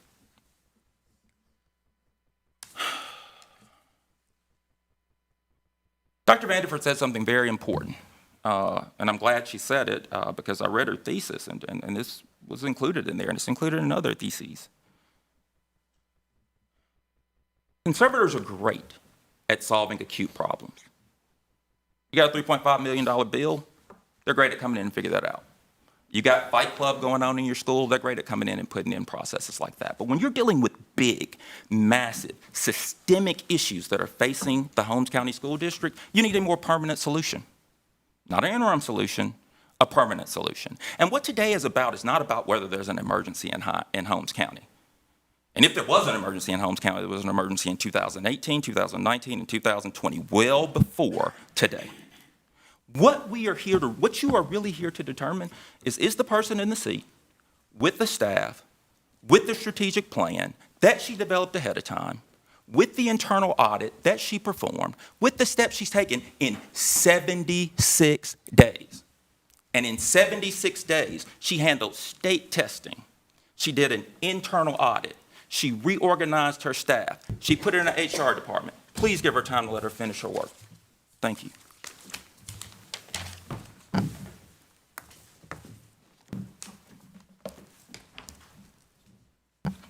All right, Mr. Goff. Good afternoon. I'm Joe Goff. I'm General Counsel for the Mississippi Department of Education. I represent the Office of Accreditation here today. I'm going to dive right into it also. Make no mistake, today is about whether or not there is an emergency in Holmes County. That's exactly what we are here about today. That's the issue before you today. Don't lose sight of that. And also, we've heard an awful lot about what Dr. Powell's going to do, her plans to do this and her plans to do that. But don't lose sight about how bad things are right now. Don't lose sight about what we found in this audit. This audit speaks for itself, folks. There's an awful lot in there. And I know you've read it already. I know you're aware of what's in it. Look at it again in executive session. Flip through it. But things in Holmes County are an emergency. It's not, as the board member said, yeah, we were behind on a few things. That's the attitude that got them here in the first place. That attitude of just, well, let's just see how it goes. Let's see if it gets better. This commission cannot take that attitude today. There is an emergency in Holmes County. These accreditation standards matter. They're all there for a reason. They're all there for a reason. Those 9 that they violated every one. Those accreditation standards are the most important standards. That's why for violation of just one, they can have their accreditation status withdrawn. They matter. And they are in violation of all 9. The first one that she talked about was about the graduation issue. Counsel opposite, he made the statement, sure, the documentation was not perfect. It didn't exist. It wasn't there. And they were in violation of that standard 2.5 on that issue because it's supposed to be there. When we come and look at it, to look for it, it's supposed to be there and available for us. When we come away from that audit then, that's why we see 33 folks did not meet the qualifications to graduate and participate in graduation exercises. That's the result of our audit. And that is a violation of 2.5. Do not lose sight of that, please, today. Folks, numerous things that are in this audit and that you've heard today, they reflect that Holmes County has been, this district has been failing these kids from kindergarten all the way through graduation. Their kindergarten programs did not have the appropriate required curriculum. Their permanent records and cumulative folders was missing so much required documentation, daily attendance records. They had a lack of a multi-tiered instruction model. That's geared to find students. That's geared to find kids that have some weaknesses. They were not being identified. They didn't have it. Think about the long-term impact that has on students, their education, their future, and their families. It's not, as Dr. Powell said, I'm going to tell you things weren't pretty. No, it's beyond that they weren't pretty. It was heartbreaking to hear their failure as far as in federal programs with child find. There's great detail about that. Their failure with federal programs with child find to identify kids with disabilities, to locate them, to ensure that those kids have an opportunity for a free, appropriate public education also. It didn't exist. They weren't doing it. The kids, and that's heartbreaking. Think about the long-term impact of that. Think about the kids that they did identify and their IEP programs, their IEP plans. Y'all know what an appropriate IEP plan should look like. You know what should be in there? Our review found that their IEP program, it was inconsistent, it was insufficient, it was ineffective. These plans were not appropriate. These plans were not consistent with required federal regulations, which is another important regulation that they're in violation of. What did we hear about SPED also?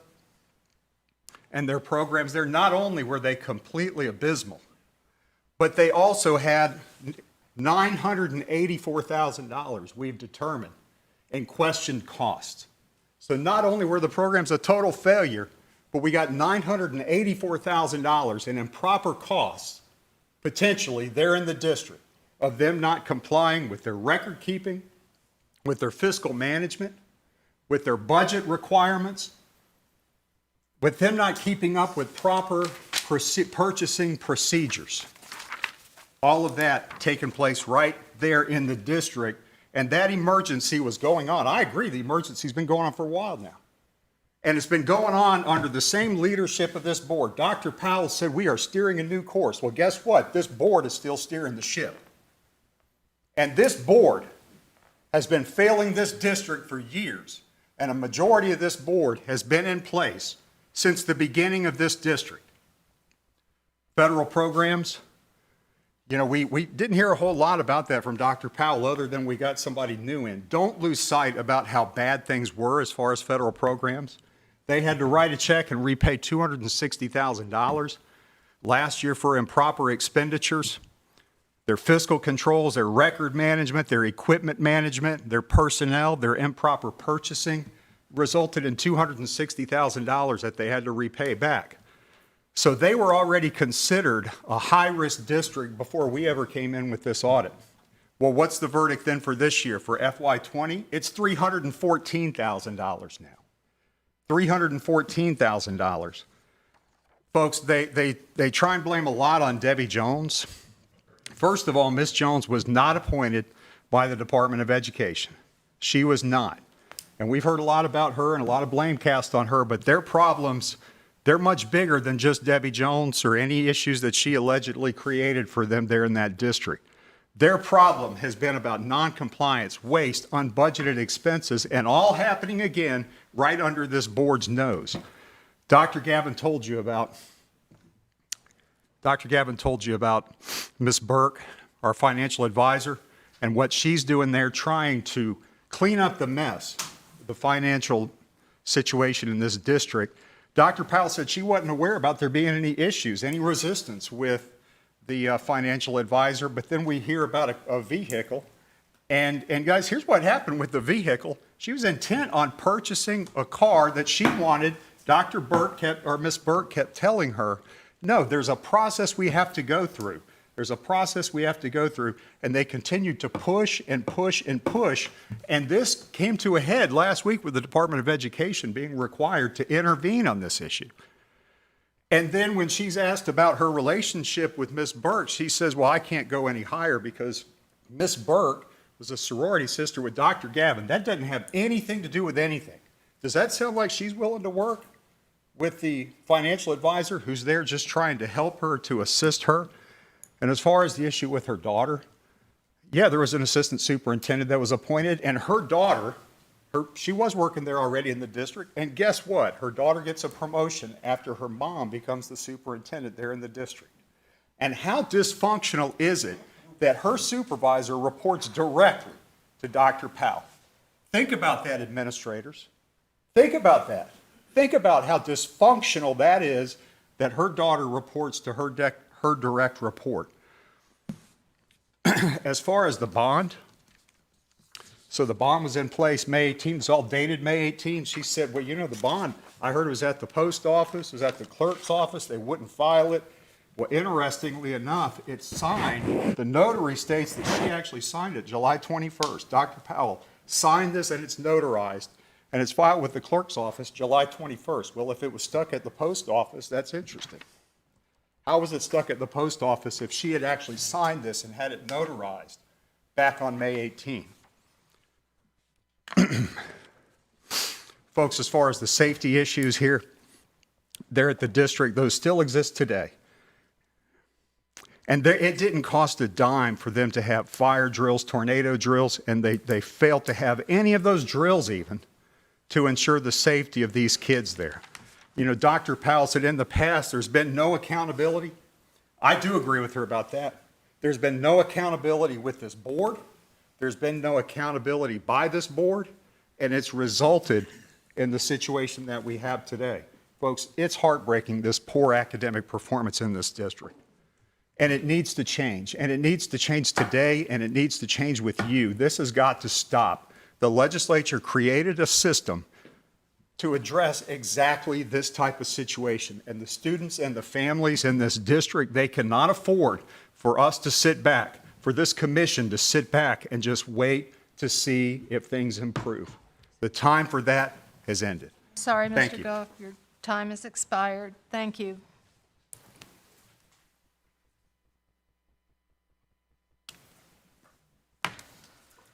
Commission members, at this time, we are on item 7, discussion and action request for the need to declare a state of emergency in the Holmes County Consolidated County School District.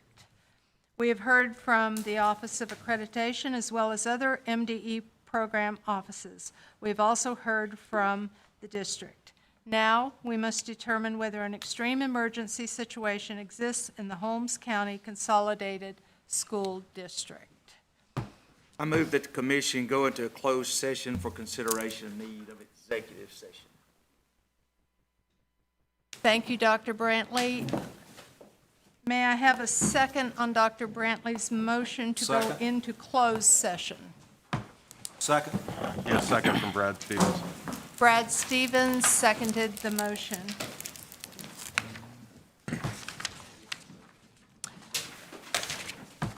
All in favor, please say aye. Aye. Any opposed? Thank you. At this time, we do need to clear the room of everyone other than the commission members. We need all parties to remove any and all belongings as well. The room needs to be completely cleared.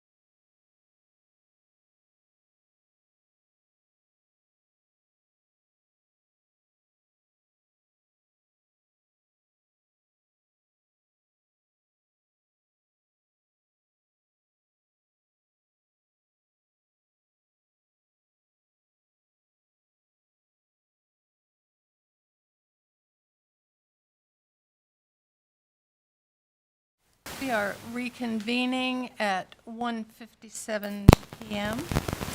During executive session, the commission deliberated and adopted a resolution for presentment to the School Board of Education by unanimous vote. I will now read the commission's resolution.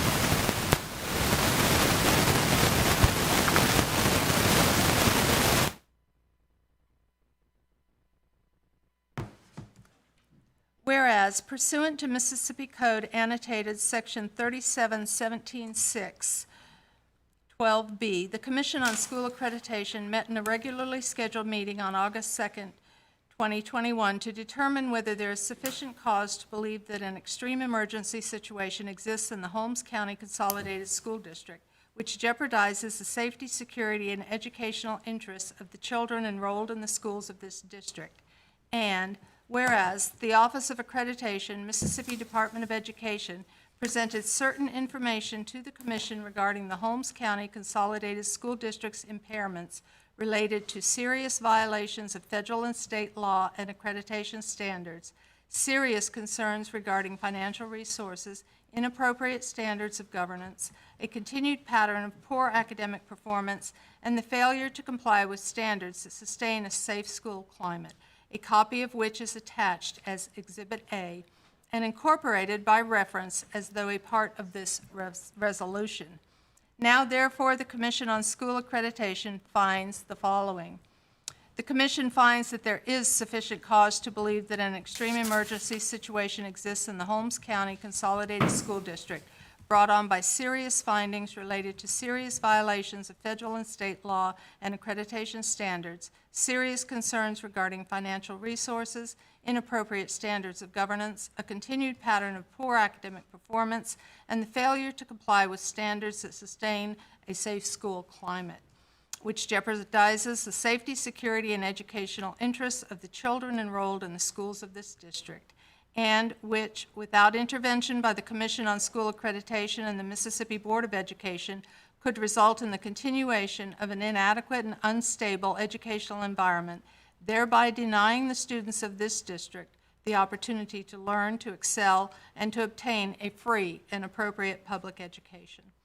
Be it known that the Executive Secretary of the Commission on School Accreditation is directed to immediately distribute a copy of this resolution to the State Superintendent of Education and the State Board of Education. Witness my signature on this the second day of August, 2021.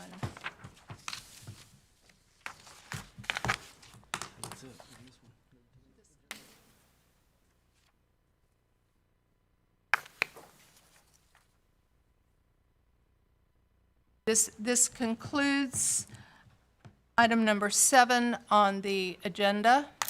We are moving on at this time to item number 8.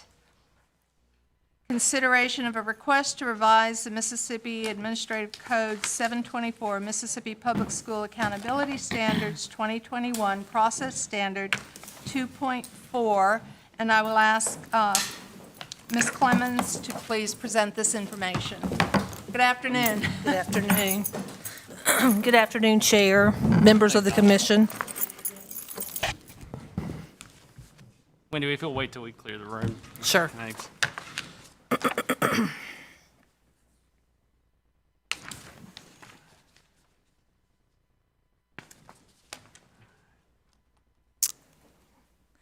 We come to you this afternoon for consideration of a request to revise Mississippi Administrative Code 7 through 24, Mississippi Public School Accountability Standards, 2021, Standard 2.4. Basically, we're changing some of the language in Standard 2.4 of the Mississippi Public School Accountability Standards to reflect the language in Mississippi Code annotated 37979. Specifically, the professional school counselor shall provide student support services through a comprehensive school counseling program to all students. The professional school counselor must spend a minimum of 80% of their contractual time in direct and indirect services.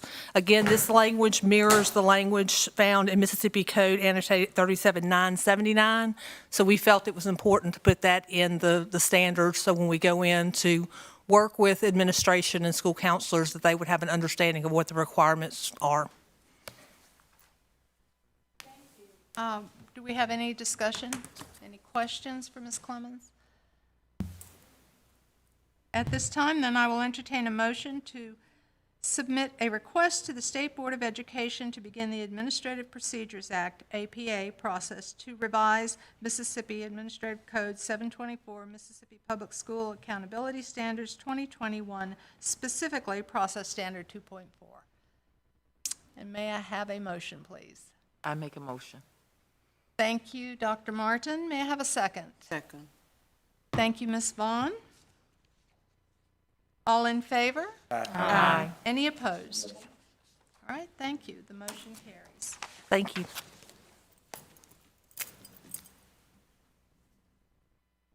We are now on item 10, and that is the approval to upgrade the accreditation status of the North Panola Consolidated School District from probation to accredited.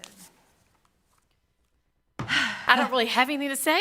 Okay. On the next two items for North Panola and as well as Benton, to let you know that those two school districts have submitted evidence to clear the violations on record, and so we have included that in your backup material so that you know that we are asking for you to upgrade these two districts.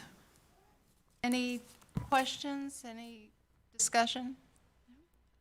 All right, at this time, then, I will entertain a motion to upgrade the accreditation status of the North Panola Consolidated School District from probation to accredited. Carla Evers, so moved. Thank you. Second. That was Mr. Dickinson. All in favor? Aye. Motion carries. Item number 11, approval to upgrade the accreditation status of the Benton County School District from probation to accredited. Make a motion. All right, Second. thank you, Mr. Goins, seconded by Dr. Brantley. All in favor? Aye. The motion carries. Item 12, any, Before we move forward, was that, Mr. Gomes, did you make that motion? It was Mr. Hughes? Just for Oh, I'm purposes of sorry, I the thought record in the mi- minutes, I'm Mr. sorry. Hughes made the motion to upgrade the I thought Mr. accreditation Goins status did. of Benton Okay. County, and Dr. Brantley seconded. all right, thank you. Thank you for correcting that. All right, item number 12, under other. So Anything, the only Dr. thing I just wanted to share was, of course, our next regularly scheduled meeting is the first Thursday in October. The MDE will be moving from this location to the South Point, what we call the South Point location in Clinton. And that's going to be occurring over the next couple of weeks. So we're not really sure yet what those facilities are going to look like as to whether or not the next meeting we will need you in person or whether or not we'll be able to do that all teleconference. So if you'll just watch your emails, we'll let you know for sure if we need you in person or if teleconference will be sufficient. Also, just as a FYI, your paperwork, we normally have paperwork for you on a day like today for you to submit for your travel expenses, but my staff member is out today and was not able to pull that together for you. So just be watching for an email from Angela Kitchens, and she'll be getting you all the information that you need. So those of you that are new commission members, you'll make sure that you've got the paperwork that our accounting office needs to get you into the system to get you paid. But like I said, she'll be getting you all that, and you can get that back to her. We'll make sure we get you reimbursed. So that's all. Dr. Thank you Malone, very much. if I may, is that a permanent move to Clinton? That is not my understanding. I think it is going to be probably for a while because they're going to be doing some major renovations on this building. So I think it's definitely more than just a couple of weeks or months. Okay. I hope it's about 5 years or so, because I like going out there a lot better. I was going to say, I loved it when y'all were out there the if you last ask people time. in the building, is it a good or bad? It depends on who you ask as I love to it. whether or not what answer you get. It So. is nice out there. I loved it out there. It whenever is, I but was- the rooms are a little smaller. I think that Yeah, was they one are. thing when we had meetings The there. good thing, the thing is you will be out there a while because of the way construction is right now. That's a very good I point. can assure you in 2 years it will not be done. Oh, my gosh. I promise you. Don't jinx us. We're Don't doing a jinx lot of construction right now. and That is a very good point. All right.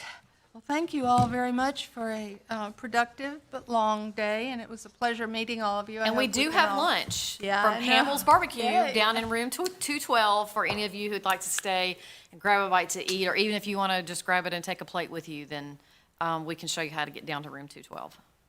Thank you very much. And at this time, I will entertain a motion to adjourn. So moved, Lori Brechtel.